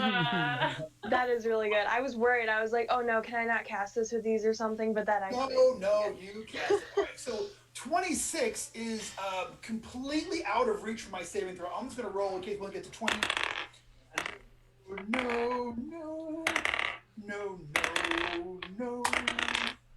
No. All right, so what is the command we give all of the remaining of the... Actually, there's only 5 left. What is the command we give to these guys? Same thing as last time. Freeze. All right, so they all just like, are they fall to the ground. I mean, they were right around you, so they don't fall very far, but they all fall right around, except for the one that was flying, like, who sees what's going on, and he's like, I'm going to go. So the one that never made it to the battle never makes it to the battle and just disappears. But the rest of them all fall in front of you and are going to freeze in place, laying there in the snow for a while. And yeah, Tim, you look at the one that you were fighting. Like now that he's laying there, in his other hand, he has your dagger. He has Heartseeker. How dare you steal from me, you little winged rat! And I'll rip it out of his hand. All right, yeah. Looking at the guys that are laying there and the burnt up corpses of the one that set on fire. I will say that you were able to get back you quickly see that of all the items that they stole. So you're able to get back your iron fillings, your iron spikes, Jeff, your crowbar. I'm gonna hold it up by its feet and be like, Wiggs, Septus, what are these things? I guess can I roll for it? Sure, you can make a roll. Maybe you heard of them. Yeah. D20 and add your both. Roz, you can roll this as well. Both you spellcasters can make a D20. Add your intelligence modifier and your wizard level if you have come across these things in the lore. I don't think a 5's gonna do it. Oh, and actually, Phoebe, you can roll this as well. Perfect. I'm just me personally. I'm wondering if they're methods. Are these Elzamons? Yeah, Wiggs. I'm pretty close in the same boat. I got a 6. Yeah. Wonder Twin powers activate. It's like a combined strength check. Both of our heads together. We're like, that one thing from that other book that we read that one time? That one thing, yes, yeah. I skipped that class. I'm pretty sure they're Canadians. Apparently this is what they look like. They hang out on mountains and no, they're not. Roz, what'd you get in your check? 21. Well, now I'm you know what? You have your father's dice luck, and I will not forget this. Okay? Oh my God. Yeah, you have his die. Ooh. You know what? Do me a favor. Mail me that when you're done. Okay? All the dice. Kill that man. All right. So you have heard of these things before. You have heard that they are mischievous devils that are attracted to dark places and places where evil, chaos, magic reigns. And the term that Septus has heard for them is devilkins. They're not exactly like hellspawn devils, but there's something like that. They're some kind of chaotic beasts that sent to devil mankind, and apparently have a real lack of metal either in their lives or in their homes, and we're just gonna snatch everything up that was just steel or metal related and whatnot and such. So Wiggs and I were like, the thing, like trying to like make it up, pretending like we knew, and then Septus was like, you mean devilkin, right? Like they're yeah, totally, or whatever. Like that, yeah. I didn't feel like saying the name, but I totally knew what you were talking about. For some reason, this one smells like maple syrup. They're completely rare, and they haven't. Yeah, how come no one's taken a bite of one yet? Jeff, I think you should try to put salt on one and add an egg to it and try to. I've still got my pikeweed and my cakes. So while you guys are making jokes about me eating it, I just light up my little bit of my pikeweed and start snacking on some of my fine cakes. I'm like, it's all right. I'm good. Thanks. I'm just gonna walk over to the edge and just kind of start like nudging them off the edge. Like, oh no. Sorry. Yeah, you kind of shove them over the side of the ridge.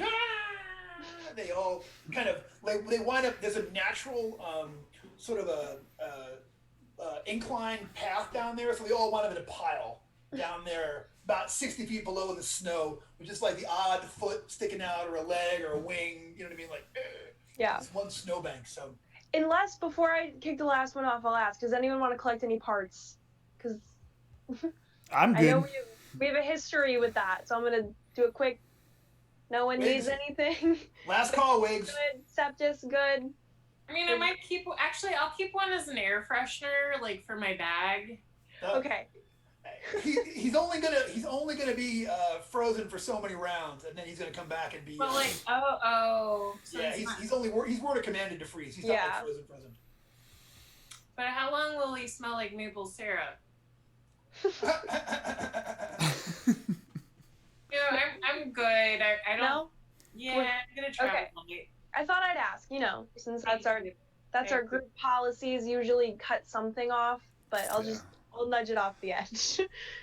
Is this a sign that there's a sorcerer? Like, are these things summoned, or are they able to come here and live in our plane naturally? Is that something that Septus would know? Septus got a 21. I will say that they are natives to the the term you've heard is the prime material plane. They are natives to Earth. They are not extra-dimensional creatures. They are these mischievous, evil things that are attracted to chaos magic and dark times and things. But no one's they seemingly are from Earth. Okay. They just like bad juju. They're like bad. They're attracted to it like something is attracted to something else. I can't think of it. Similes escape me. That's how evil they are. You know what I mean? Like Brendan's to Jägermeister. So, Forrester to an arm wrestling competition. like Forrester to arm wrestling, like Wiggs to cut off fingers, like Phoebe to righteousness. Like to our entire party to just eat anything it finds. Yeah, to eat weird things in the dungeon. All right, well, I think those might have been our dragons. No. Although there was a lack of fire. You think they still think that thing could have ripped off that man's arm? Yeah, there was a lack of fire.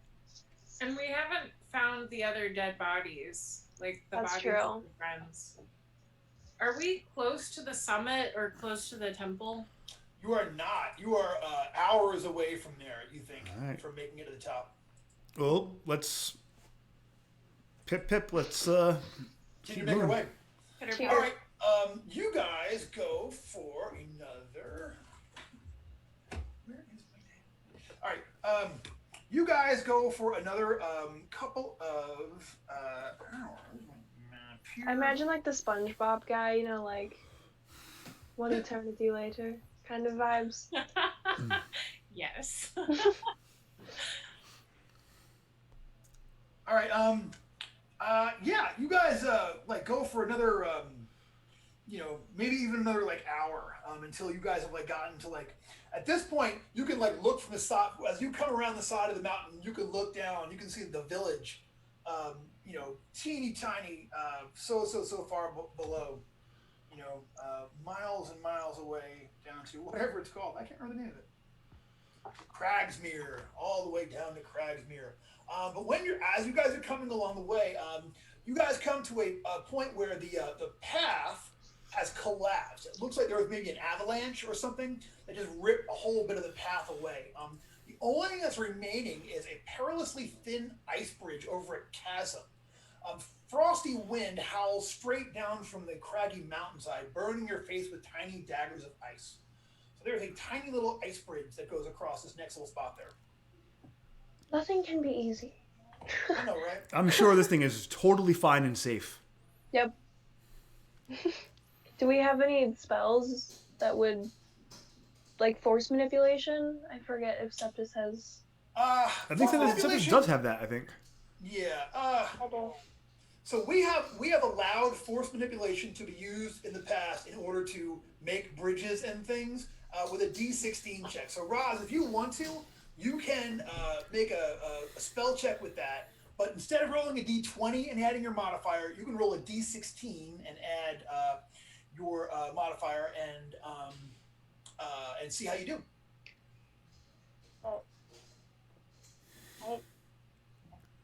I don't know. I don't have a D16. You don't? Okay. Then just roll a D20 and re-roll it if it's a 17, 18, 19, or 20. So just roll a D20 Okay. and then... but still add your modifier.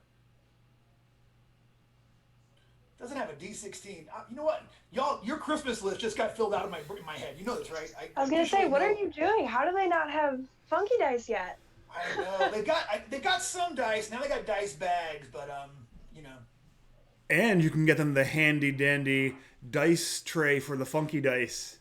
Oh, There's a Available now on the Goodman Games web store. There's a dice tray? Yeah, you know, so like you can normally I'll put my dice out. Well, at least when I was getting used to them, right? Like all the different sizes. But now they have a dice tray that has like the die type that you can put into it. Sorry, hold on. I'm texting my dad asking why there's not one in my dorm yet. Cool. Rosalind, what did you get in your spell check, hon? Do I add my modifier? Yes, you do. 19. Oh, that's awesome. That is nice. Yeah. All right. Yeah, I will say with that, you guys make a I want force. to keep you all the time. I know, right? I'm telling you, her and her dad with the dice luck. I was just telling the story. Like we play tested my X-Crawl adventure for Bride of Cyclops Con this past Wednesday, and Rosalind took 2 characters, Dwayne took 3, and at one point Dwayne rolled 3 natural 20s in a row. And I don't know if that's rolled 2.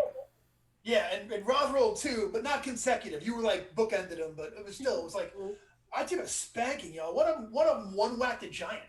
Like, you know, yes, my adventure's got a giant in it, okay? So. Brendan, that's when you're like, oh, can I see that die? And you take it and you just fling it into the...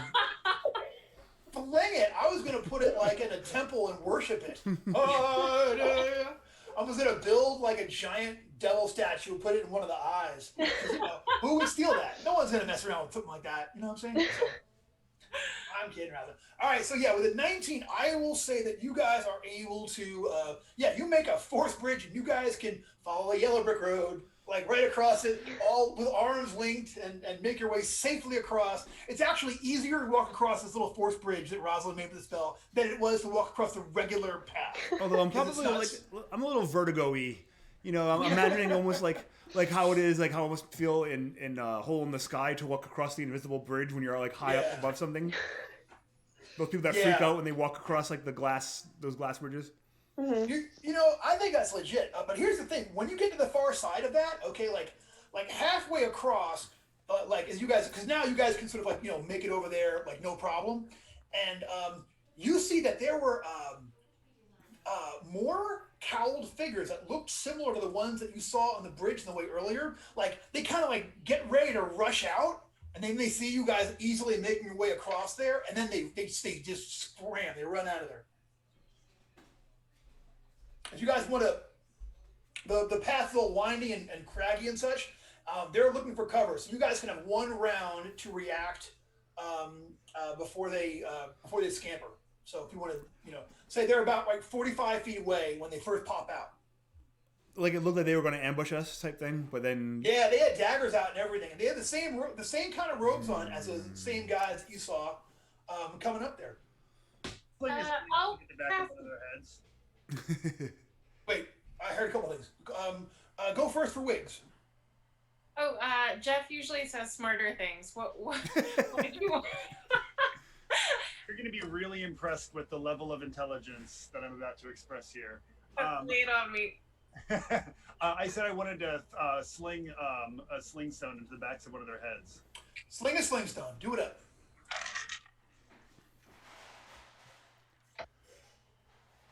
All right, that's a 17. Outstanding. Yeah, roll me some damage. 4. Yeah. So it clearly did some damage to him, but he is going to be alive at the end of that. But he didn't like that one bit. Wiggs, are you going to go for something? Yeah, I'm gonna magic missile them. All right. Go ahead and give me a spell check. Oops. Oh, 50 years old, man. It hurts. 17. That's just a single missile, 1d4 of damage. All right. Are you going to go for the one that just took the rock or the other one? I'll go for another one. How many are there? Total of 2. Oh, okay. 2 points of damage. All right. It is still up. Tim, you got 1 round. You could do something before they sprint out of there. I'm gonna tackle one and try and like restrain him, so we can question. All right, you got to go for a charge attack at this one, okay? Okay. So because he's that far away, so go ahead and make me your you can make me you make your regular attack roll. This is like a grapple. Is that what I'm getting from you? Yeah. So make your strength check and D20. Add your strength modifier +2 for the grapple, but you're -2 in your armor class for next round because you had it winning recklessly. Yes, you got to beat my crappy 6. So. Well, that's going to require me to spend luck because I rolled a 5. I'll take it. So I'm going to spend a point of luck. There you go. And that'll make it a D4 extra. So an extra 4, so that brings it to 9. Okay, so here is what happens. You jump on dude, and you actually you absolutely bring him down. Well, so wait, are you attacking with a weapon, or are you trying to actually No, I want to see why they were going to ambush us since we gotcha. talked to the other dude. So I'm just essentially Gotcha. I'm spearing this dude and then going to try and hold him still. Gotcha. All right, so you grab him, and he's like, "Oh, let go of me!" Familiar voice. But I will get back to that. All right. Phoebe can go, and Septis can go, and I think that's everybody. So Phoebe, Septis. There's one still running, right? Yeah, one is still running. It took a magic missile, but it is still up and is trying to run away. And Rosalind, and the other one is wrestling with Tim right now with Anatol.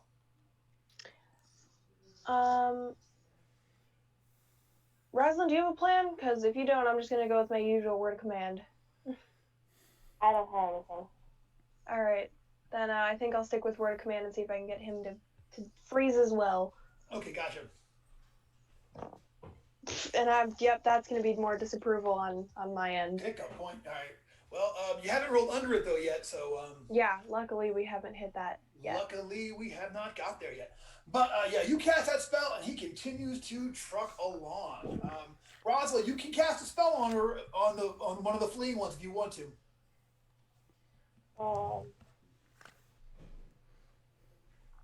Can I put sleep on one of the fleeing ones? Absolutely. So roll me a d20 and add your modifier to that. 24. What in Crom's eyeball? All right. I love it so much. Yes, Ross. Yeah. Let me check if I make my saving throw.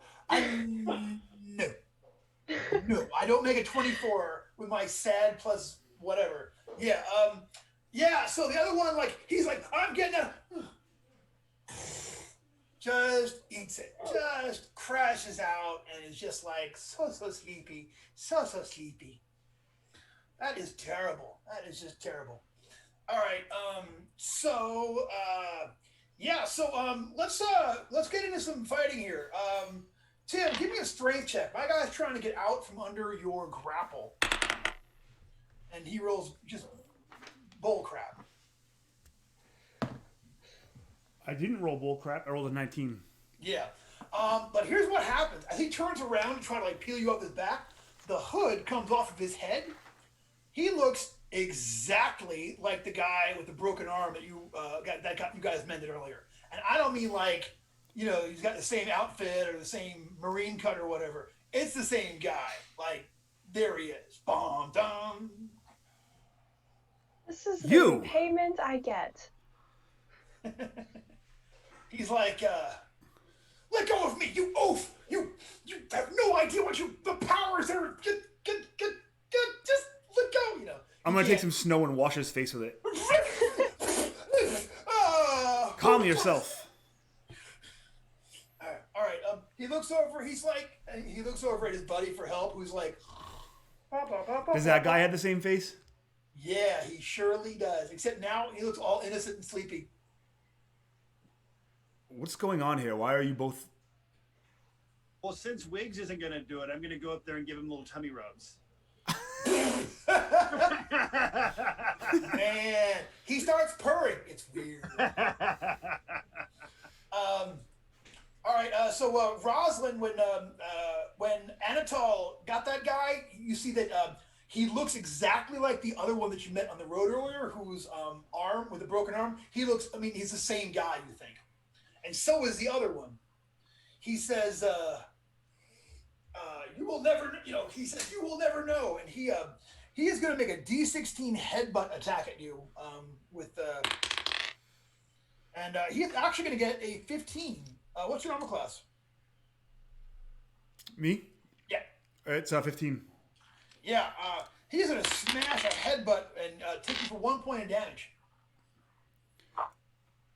You headbutted my ear. You put snow on my face. What's wrong with you? Get off me. We saw you at the bottom of the mountain, and we healed you. We, Phoebe yeah, healed you. I was gonna say we, And this is how you repay us, by ambushing us? I have no memory of that, but I will tell you this. Our power is unstoppable. That you think you've met, there's 10,000 of 10,000 of us. We are a legion. And our power is great and cannot be broken by you. Get off me! I'm gonna look around and be like, guys, how many times have we heard that before? How many? What's the tally? Is that like 30 times that people have said that? And they've all ended up the same. He is still fighting, so give me here's a straight check. He's trying to like get out of your clutch. At this point, I'm assuming if y'all want to, everyone else can like roll up, and be like standing over him. Standing over the two of them. They're wrestling around in the snow. I got 16. Yeah, he's not making that. I'm gonna give him a wet willy. What does your all-powerful legion say about this? I got a dirty 20, so while he's giving him a wet willy, I'm also gonna like pin him down and start like having a piece of spit hanging down. Then I'm gonna sit back up. Spitty Slurpee! Nonsense! That is cruel and unusual punishment. I'm having a flashback to Boy Scout camp. Wait till the atomic sit-up comes. And then the purple double jock lock. It's getting worse. It's just getting worse. Oh my god. Oh man. You know what? It's cool to be a D&D person now. 1978, less so. I'm just gonna say it, all right? Just gonna say it. You guys pile on him. The other guy is dead asleep. You guys basically have him controlled. He refuses to talk. He is just sitting there staring at you guys with grim determination. If you don't want my hobbit friend to spit on your face, tell us what lies ahead. And I crack and I say, if you don't talk, this is going right in your mouth. We are horrible people. And I'm kind of like letting the crack up in just a little bit, so like the slime kind of drips out just a little bit, and then I like scoop it back up. Just start breaking fingers. This is horrible. What is wrong with you people? He says, pull the egg apart. Yeah. Let me free and I will tell you everything. That's not how this works. Tell us everything and we'll let you free. Just don't put the egg on me. Just don't. It's really cold up here. You know what it's like to have frozen egg on your face? Yes. I've seen it all 1,000 times. He is, you know what? He is actually going to go and try to cast a spell while you have him down there. He is going to only get to roll a d16, but he's also going to burn everything he's got. This is what we get for letting people live. All right. Hold on.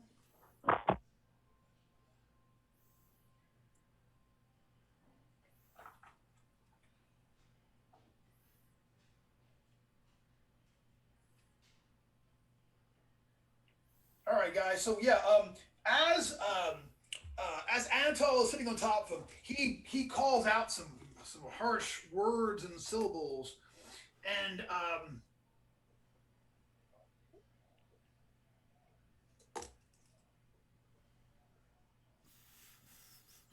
suddenly he grows. His size doubles, Tim, and.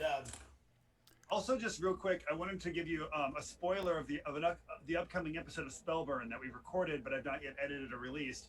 But we discussed the can NPC Spellburn question. Ooh. And I'll let you know that Julian was kind of in my camp of like absolutely not, But Michael Curtis was on the show, and Michael Curtis was in the camp of like, absolutely they can. So just wanted to let you know. Like anything else in DCC, Yeah, Up for debate. There's always debate. whatever. My line is that PCs are the only ones that can use luck. The only ones that get a luck modifier, luck bonus, and can do that thing and such. But yeah, I mean, spellcasters, if they not spell-like effects, but if they have actual spells, yeah, I figure out what their stats are beforehand, and just in case. Yeah, and Julian and I were saying that like Mighty Deeds, Luck Die, spell burning, all that stuff. That's just PC stuff. Man, Although Michael does have a monster in Shutter Mountains in the Woeful Caverns that has a deed die. He has a warrior deed die for his axe. Yeah, I give monsters deed die, like, you know what I mean, like. I think it's fair. If we can do it, they can do it. We're all in the same world. I think it's best for like named, like for big bads. Like mooks probably shouldn't have that stuff, but your bosses and stuff. I've given a deed die to the odd mook. But in this case, that's Tony. He's really good with the bow staff. No, but like, I mean, see, now I really want to talk about this. This is like really, since we talked about this last time, I've been thinking about this heavily. You know what I'm saying? But I mean, it's one of those things. You know, if all right, you know what? I'm about to get on a tangent. I don't want to do it. Here's what happens. Suddenly, 6 foot tall guy in a robe is now 12 foot tall guy in a robe. And let's go ahead and roll actual initiative right now because this fight just got serious. He is going to get a 16. I'm going to flip pages here. All right, Rosalind, what did you get for Septus? 4. 4? You were due. Okay, you were due.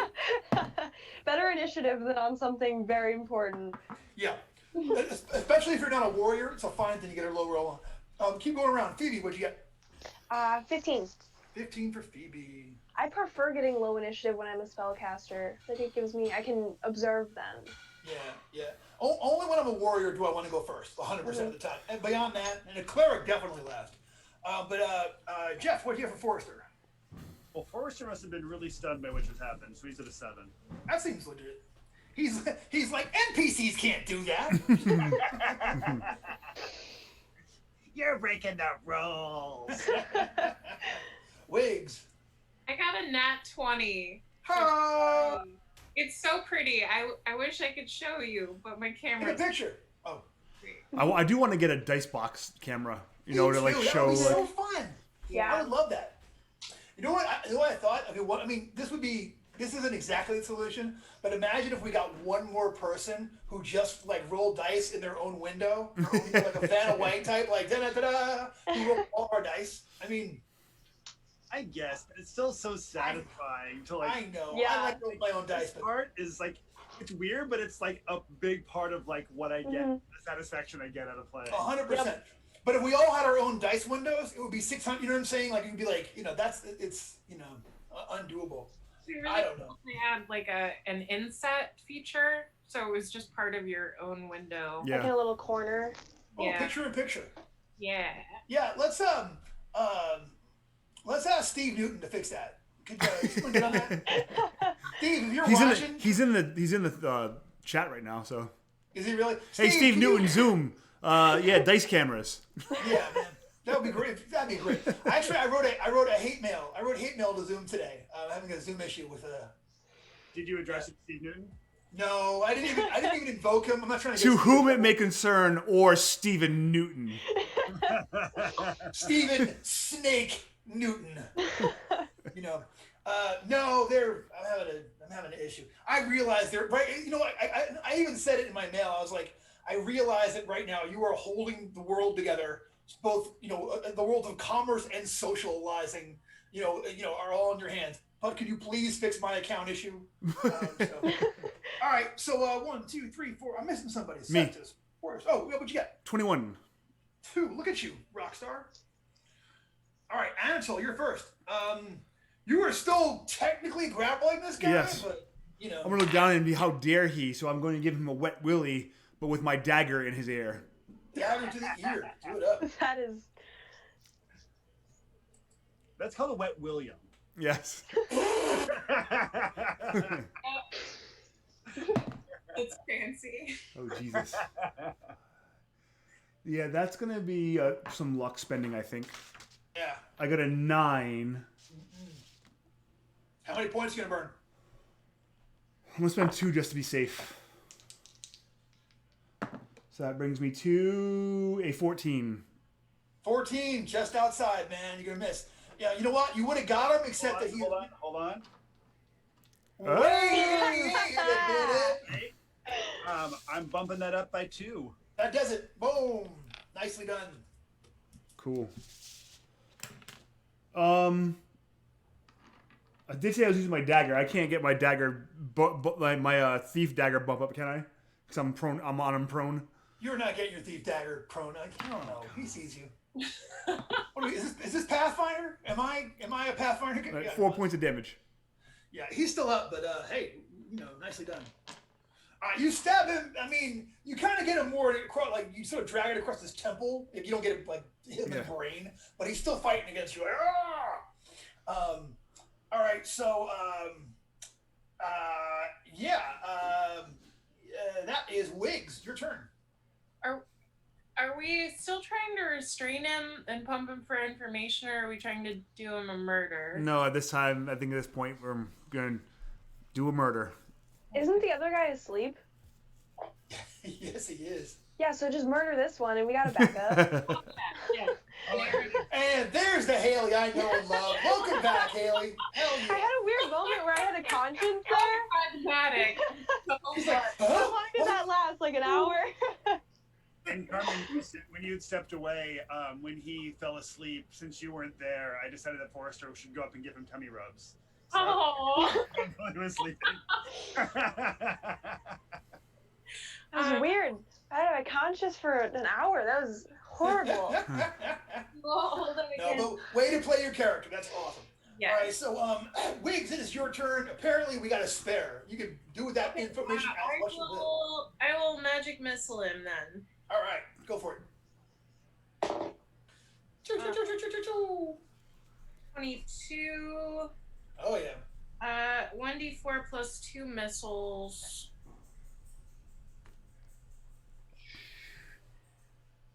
So 5 missiles that do damage equal to 1d6 plus caster level. Wow. He's probably going to explode. Probably. First 3 rows get wet. 3, 5, that's 8, 9.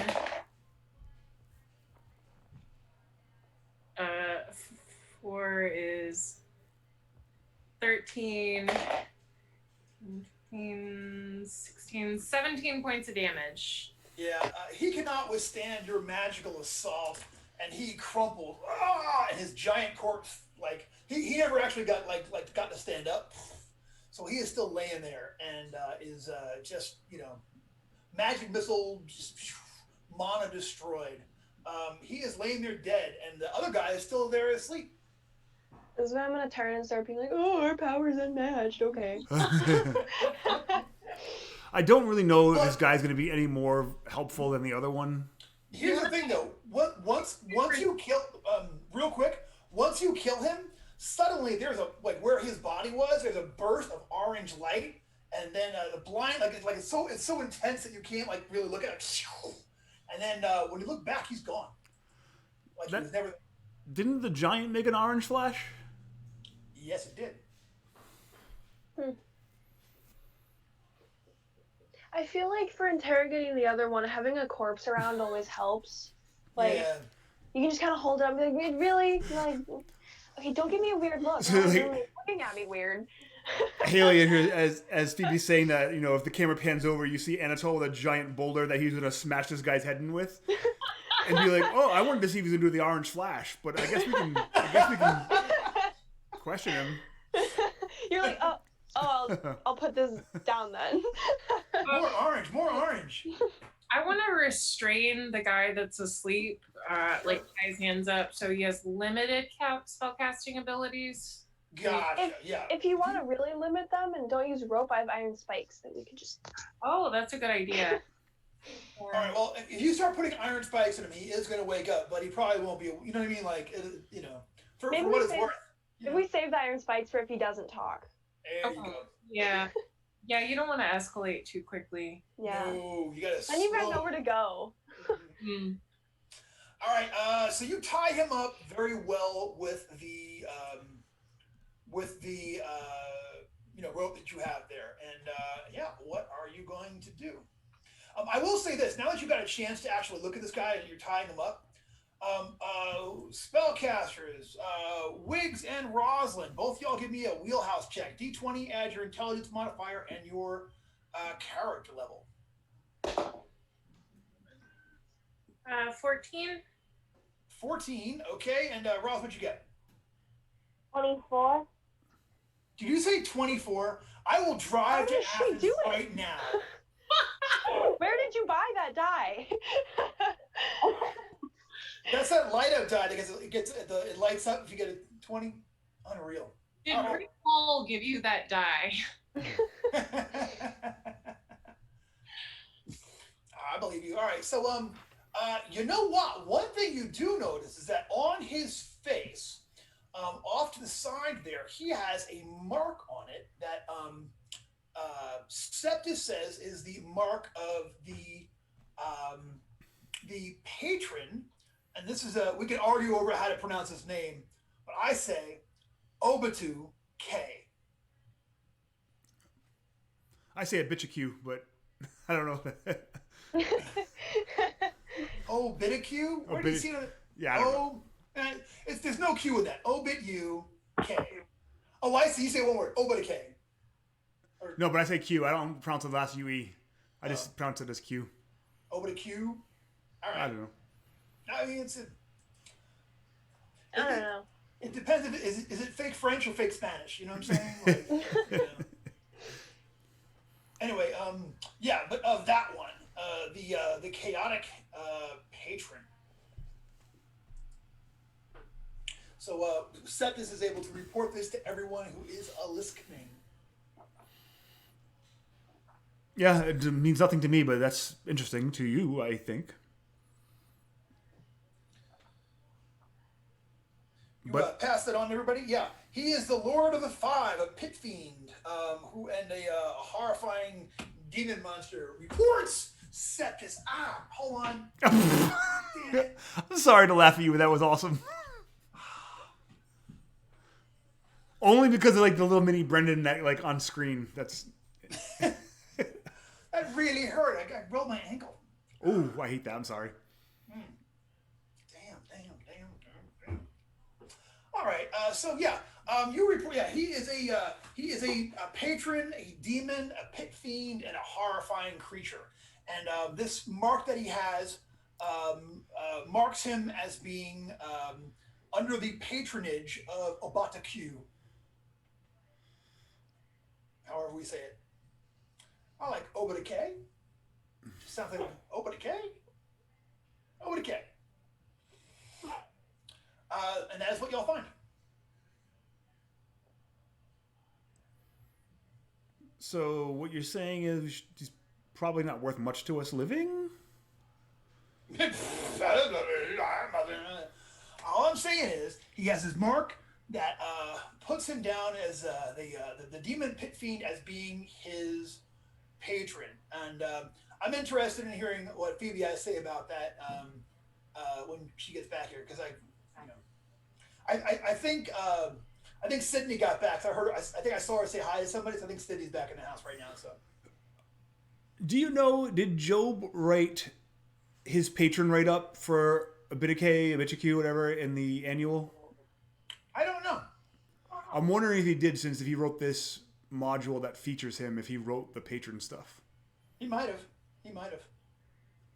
I don't know. I recently found out that Bubba Bills was a creation of Adrian Pommier, one of my homeboys from back in the day. He did a lot of the old adventures, Castle White Rock, and That was one of his creations. Demon frog thing with a crazy name. So anyway, what do y'all do? Y'all have Wiggs has got him tied up, and eventually he's gonna wake up from this. So. I mean, I feel like we should go through his pockets. Yeah. See if we can find like a diary or. That'd be awesome. Yeah. Monologue hastily written out on a CVS receipt. Day 47. Even though we are Legion, it can be lonely being Legion.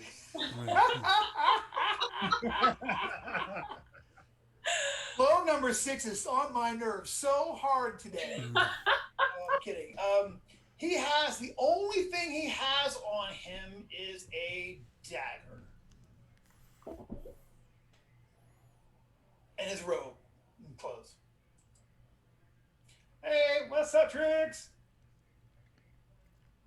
We're getting her 7 nights from tonight. We're gonna get Beatrix. And yeah, Obiticu is fully written Oh, up. okay, I got it. Yeah, I know he's in the annual. I wasn't sure if that was Jobe because I know Jobe had some things in the annual. I see what you're asking. We're Yeah. still arguing over the pronunciation? No. No. Oh, okay. I was like, I was gone for a while. No, just what to do about him is what people are trying to decide right now. I mean, I think one, he's possibly a magical creation. If that's that other guy disappeared in a flash of orange light, so I don't feel that bad, ethically and morally about murdering him. Plus, he's also a servant of the Pit Fiend. So, I mean, I'll take one for the team if you guys want to look the other way. I won't try to get anything on you. Wait, are we not interrogating? I don't know if he's going to give us anything. The other guy was pretty rude and argumentative. Just because one person is rude does not mean you should assume that all people are rude. But he's the same person.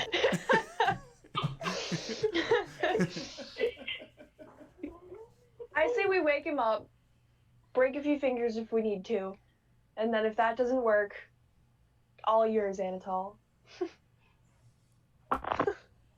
I'll slap him awake. All right, yeah, you slap him awake. I'm gonna fast forward a little bit for our audience here at home. You know what? He eventually Anatole just had to do his thing because he is resistant to all forms of coercion. Seems he rants on about how he shall live forever, how this is just this body is meaningless. He goes on and on about that thing. He screams and cries, but he never pleads. And All right. Yeah, so I'll do the dirty and we'll move on. all right, yeah, no problem. Hey, sweetie. Oh look. Oh, look who it is. Oh, it is. Miss Bobby has showed up. Miss Hello, Bobby. Say hi, Bobby Lou. Say hello. Say hello. Bobby, where's your orc teeth? She's down here checking. She hates me being down here. I finally figured out the weird behavior. She was trying to get me to go back upstairs and sit on the couch with everybody. we're as together as a family, as opposed to me being down. She doesn't like us all being separated. So. Don't you love being bossed around by a 10-pound animal? Dude, she's a sweetheart. I love her. So, but it's just one of those things, All right, so we now they're all coming down here. So we find out nothing from this guy. He is completely resistant to all forms of coercion. He's not, he's just not gonna. So this is like he's gonna break. This doesn't really answer the question and the mystery, though, of why the other ones of him were fleeing. I don't believe the dragon story, but I don't know why they gave us the dragon story. Yeah. Maybe it's a weird doppelganger thing where these are all created in the image of the people who are running away. Yeah, I don't know. Should we be worried about the town? If they're all the same guy. I guess we should, but I think that we should continue on and worry about the town once we get down to the bottom. Yeah. I don't think there's much we can do at this point. We're already hours away. Yeah, I think definitely the dragon story is to keep us from going up, but I'm trying to figure out why they were wounded, what happened up there. Yeah. All right. Well, one way to find out. Brendan and I will continue leading on and looking for ambushes and traps and stuff as we go along. All right. Yeah. Go on, and I will. Yeah. So you continue to make your way up there. Here is what happens.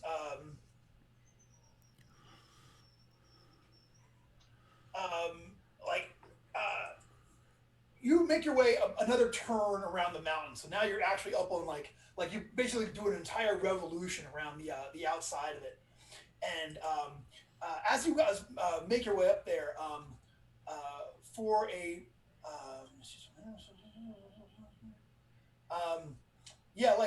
you hear this terrifying screeching for a moment, and which turns into laughter, like ah, and then it kind of fades out. But when it does, like once the laughter dies down and subsides, like just that moment, you see these creatures come into the path ahead of you. Lanky brutes covered in matted white fur lope across the path ahead. They kind of like go. They have super long arms. They're kind of like occasionally putting an arm down.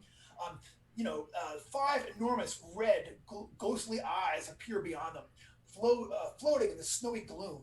A guttural voice echoes and drifts on the wind. Kill, kill, kill!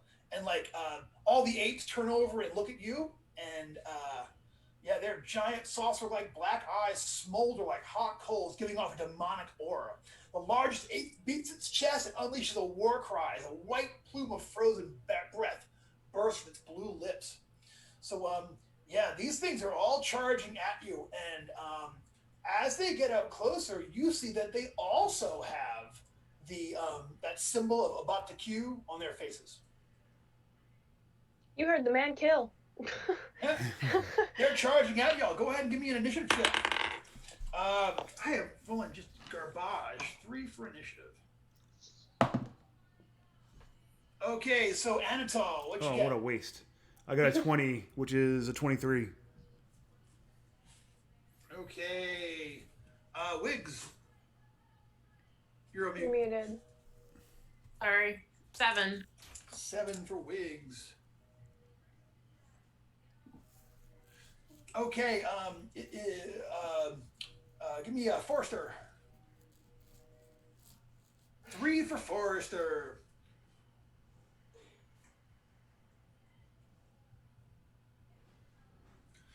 Phoebe. 5. 5 for Phoebe. And last but never least, Roz. 9. 9 for Roz. 9 for Septis. All right, so they are charging at you with this crazy look in their eyes. And here's the thing: you actually saw the mark of Batakyu actually appeared after those red eyes started talking to them. So they were just standing, you saw them in the road, and those eyes showed up, the voice came up, and that's when they started glowing with that weird symbol. So they are all furious and are making their way at you. They are rushing up. There are 5 of them. They look very, very dangerous. And let's see what's fixing to happen.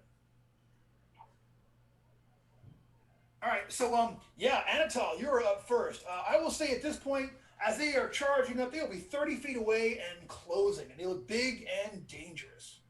All right. So either trying to lose myself in the crowd of my friends or darting off to the side and getting some cover. I want to try to hide in shadows so I can pop out and backstab one of them. Cool. Give me a check. 19. You got a 19. Hell yeah. You are hidden up along the side. You find a snowbank, kind of like dash off the side in the confusion, and are hiding off to the side of the trail behind a snowbank. So it is time. Septis, it is your turn to do something hilariously awful. So once again, we only got a few minutes left. So if you were going to really burn him down and spend a whole lot of spell burn points, Who's on next week that you just hate? You know what? It doesn't even matter. Not even sure. Who do we have a guest for next week? I'll have to check. I don't think we do though, but I'll check. All right, Roz. What are you going to do? I got 5 possessed demonic white apes coming at you with blood in their eyes. I'm gonna use my flaming hand. Flaming hand sounds good. All right, go ahead and give me a spell check. 19. You are unstoppable. 19 for a flaming hands.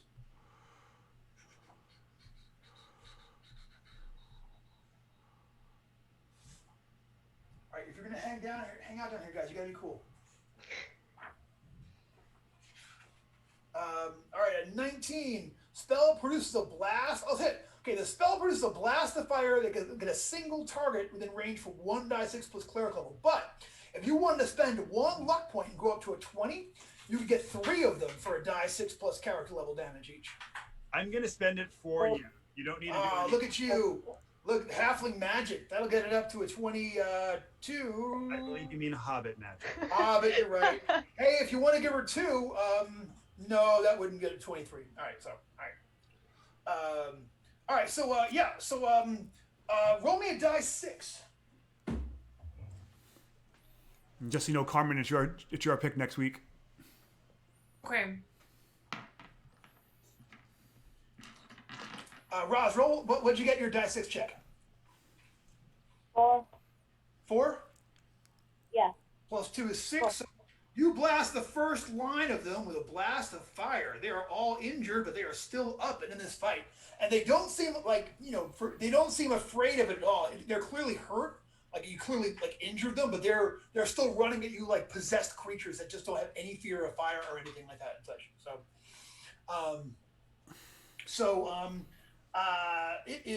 That was Septus, it is Wiggs, and then Phoebe. Good old-fashioned magic missile. Cool. 19 is a 1d4 missiles. So, 2 missiles. 1d4 plus caster level. All right, do you want to, you got 2 missiles, I got 3 wounded ones and 2 unwounded ones. How do you want to spend your missiles?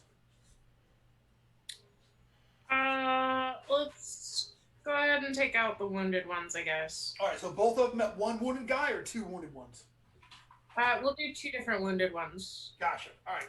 So roll me a damage twice then. 4 and 6. Cool, nice. All right, they're both still up, but they're both pretty shattered. And yeah, it is. That was Wiggs. It is Phoebe. Phoebe. 3 of them are wounded, 2 of them are not. They're all running at you with real anger looking and flooding their eyes. All right. First, in the chat, someone asked if this is X crawl. This is not X crawl. Not yet. Not yet. This is not yet. Yeah. One night, I mean to do an X crawl night with the Blaze if I can get him to agree to it, but not tonight. Yeah. Okay. Sorry. I just thought I'd address that because I saw it. But thank you. For the record, if once we finish up this campaign, there's any interest in doing an X-Crawl campaign, I'm very interested. Same. Very interested. I might know a guy. As long as we use the original Pathfinder rules.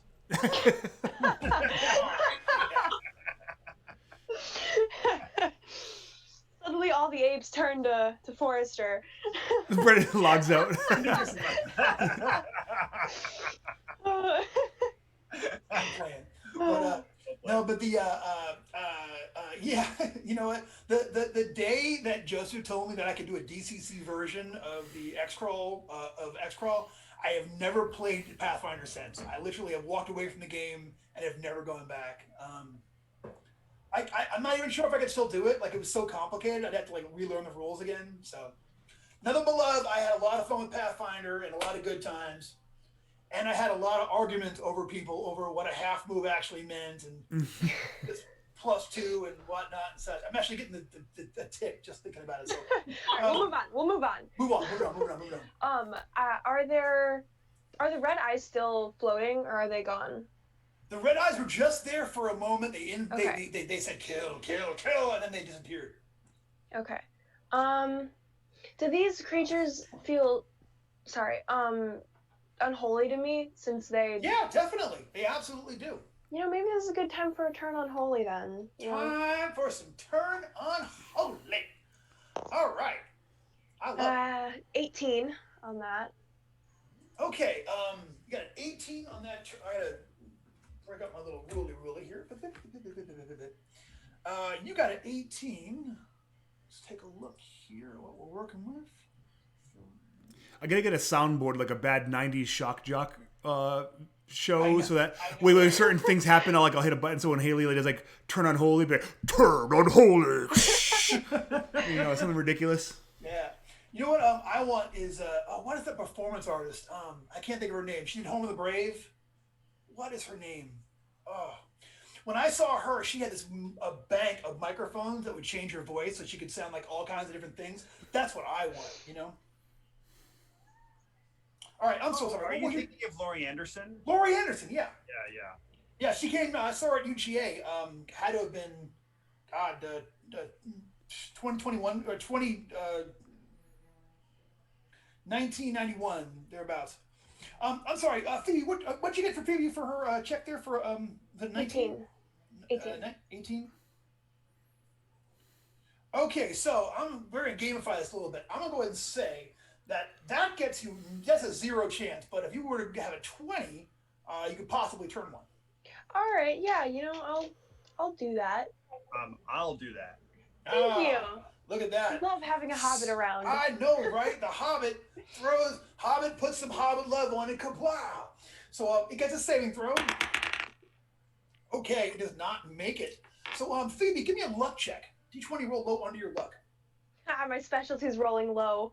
The 4. All right, no problem. So here is what happens. You call out to Shul and in the name of Shul, you say it all there and such. And one of the unwounded ones, suddenly that mark disappears from their face, and that insanity looks apart from their eyes, and it looks around at you, and it just it just seems like more surprise than anything else. And it turns around and is getting ready on its turn to hightail it out of here. It's just going to flee. The mark is gone. The look in the eyes are gone. The other ones are still up and in this fight. But that one, I was perfectly done. That one is not just not having it. So well done. And it is Forrester. All right, I'm gonna run on up and do what I do best. Okay. Is there one that's looking kind of beat up right now? Yeah, there's one that's clearly the most wounded. You are check it out. You're 30 feet away with a 20-foot movement rate. So you got to go for a charge for your first attack. So you'd be +2 to hit, but -2 on your. No problem. Okay, so that is a 19 and an 8. Okay, that 19 is going to hit. Give me some damage. Roll me that one shot hits. That is 7 points of damage. 7 points of damage. You kill one. Nice. Yeah, so one of them goes down. There are 4 left.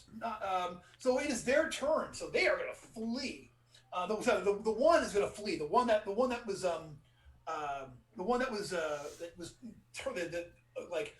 essentially, what do you call it when you release someone from possession? You exercise them. Exercise. That's it. Yeah, the one Phoebe exercised the evil out of, it just runs around. The other ones are going to keep coming.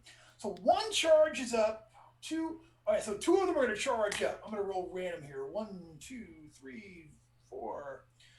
No, sorry, 1, 2, 3, because you're hidden.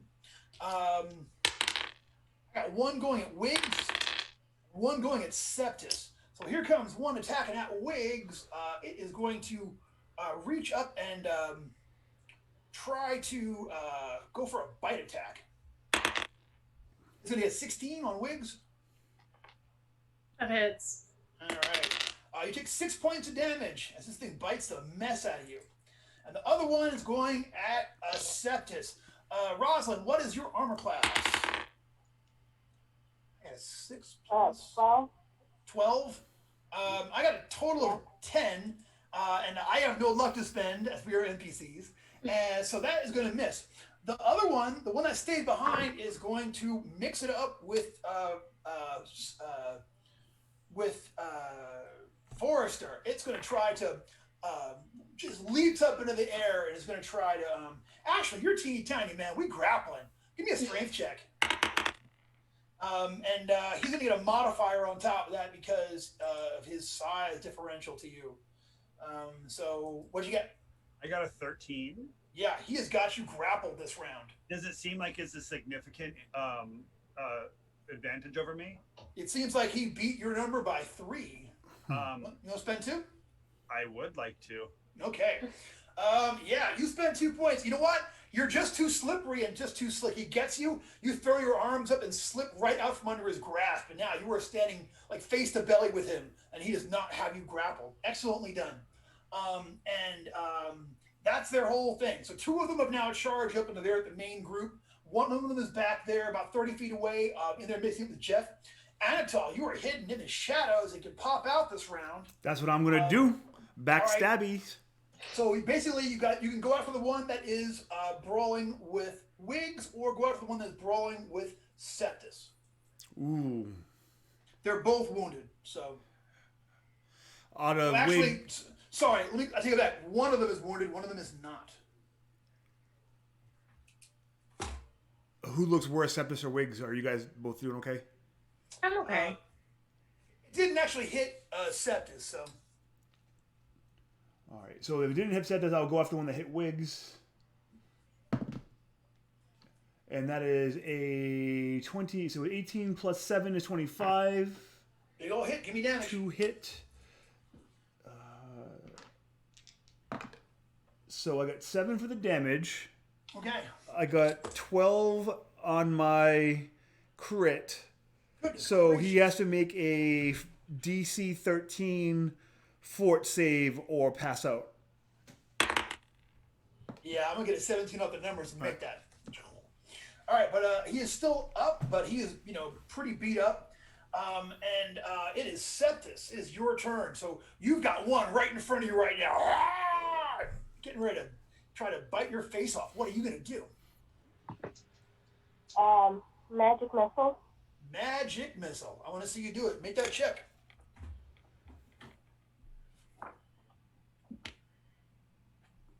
15. 15 total? Okay, Yep. with a 15, that is going to get you a single missile. It's going to do a die 4 plus caster level. So roll a die 4 and tell me what you get.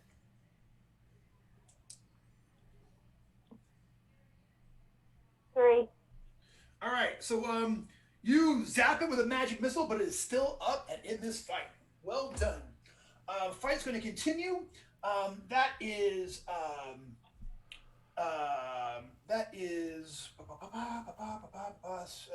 Septus is Wiggs and then Phoebe. Right. I will magic missile. Well, the one dropping everything tonight. Magic missile as well. 17, 18. Yeah, 1d4 missile. One missile.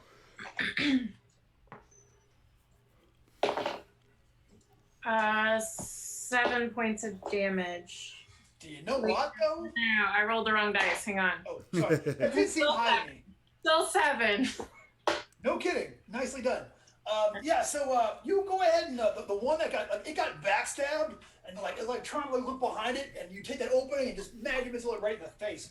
You kill that one. In the face. In your face. See, I want that same DJ Bank too, and I want to be able to like oh sound effects.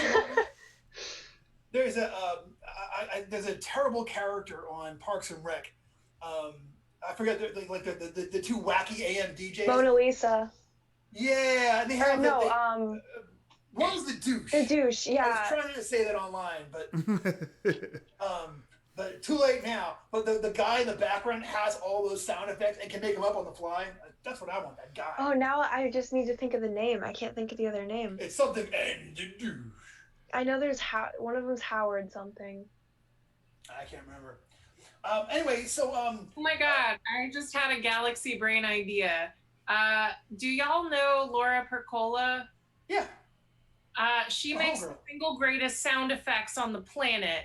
I have had the honor of having her play at my table. So like, if we could get her to be the dice person to like roll our dice and to make sound effects. You know, I wouldn't do that for every time, but for a special occasion, I'd love to have Laura and William are like they're like my buds. Right? Yeah, I've gamed with them on Met. They actually saved me at GaryCon one year when the social it got to me. Mistakes were made. I recall that year. Yeah. Here's my advice to all of you at home. If you fall asleep at a party and someone wakes you up to get you to try a beer, just say no to it. Don't do it. It's a bad. I feel like that should always be an instinct, you know?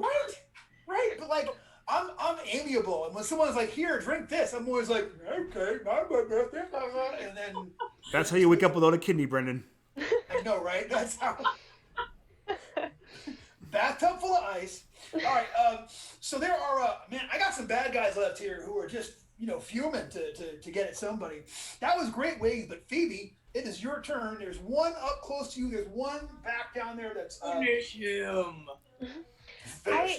I don't like the idea of Septas being attacked. That just seems risky, and I don't feel like having to save a life today. So I'm gonna step in with my mace and just straight melee. Get him. Nat 20. Oh! It's a cold! Anything to do with Septus, and it's just 20s. I know, right? Like a lucky charm.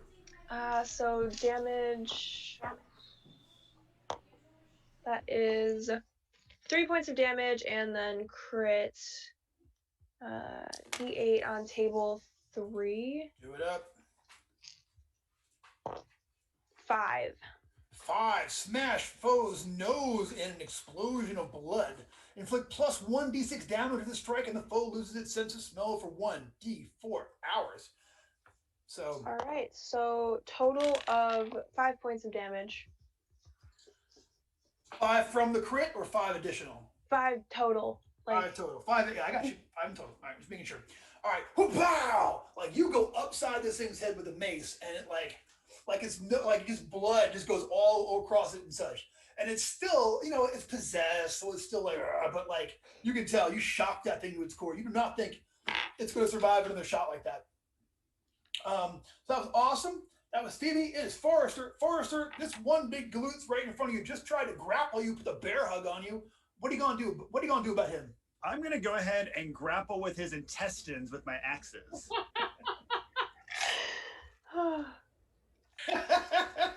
Ross liked that one. I like it.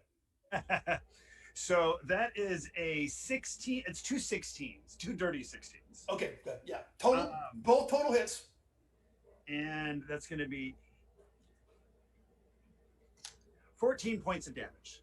You're kidding me. Well done. Yeah. Dude, you carve this thing up like a Thanksgiving turkey. And like he staggers backwards, and like you hear that voice like one last time, kill. And then he falls off the mountain. Whoa! I did kill. There is one left. And it is over there by Septus, and it is actually, you know what, you just hit with a mace there, so it's gonna try to face. turn around and try to brain Phoebe. And that was the goal. That's what we're going for here. So here it goes. It's going to, I think, miss. What's your armor class? 14. Oh hell no, I'm not getting you with that nonsense. That's terrible. Yeah, he's gonna miss. Tries to get you, can't do it. Somebody kill this thing. Anatol, your turn. I will kill it. I'll whip out my longsword to fight with my dagger and my longsword. Okay. I got a 16 on my dagger and a 13 on my longsword. 16 is going to hit, and a 13 is going to also hit. Nice. So for a total of 9 points of damage. Wow, it is still up. Septis, this could be the final countdown. So this is the actual gorilla that was trying to hit you a minute ago. What are you going to go for? I'm gonna use flaming hands. Flaming hands, do it up. 19. Yes, that's going to do a die 6 damage plus your level. So give me a die 6. I think we need her rolling all our dice. I know, right? That's what, She can have her own window where she just rolls all of our dice. She rolling mine too? Cause Oh no, you're still on your own. how much damage, Ross? 4. 4 plus 2 is 6. So you set this fire as a blast. The flame of this last one, it catches up on fire. No! And then it falls over. It tries to turn around and run and falls off the mountain. Flame. Looks like a. I can't think of that actor now. I forget. He falls off the thing. Famous fire dad guy. And that is it. They are all gone. What are y'all gonna do? Move on. Keep going in the direction we were going. Yeah, we don't see any more of the evil eyes, right? No, you do not see them anymore. Unfazed. I think we just need to. Yeah, I am gonna ask Phoebe for help though. I was gonna say, I am a does little anyone hurt. need I forgot I got hurt Okay. before. All right. Yeah, I will go over and try and heal Anatol then. All right. With a nat 20. Nice. Wow. You're I on wish. fire, kid. Yeah, this That's is gonna be going a lot well. of dice. Yeah, Yeah. that's ends up being like a 24. So Yeah, you you're are both lawful. Yeah. Yeah, 5 dice. 5 dice, nice. So roll. And I'll keep my roll 3. 3. Roll 5. Keep 3. Does anyone else? Wow, that's a good thing I had that because I rolled a lot of 1s. Yeah, Wiggs. All right, I will also try and heal Wiggs. No promises that I will get as good of a result. Well, that's a modified 20, so That works. I just didn't want to get you disapproval. yeah, no, modified 20. So depending on your alignment, are you lawful or neutral? I am neutral. Neutral. All right, that is 3 dice. Nice. Thank you. Everyone else is good, right? No one else got. Not counting No, my I'm feeling snow great. eggs. Yeah, no snow waves. All right.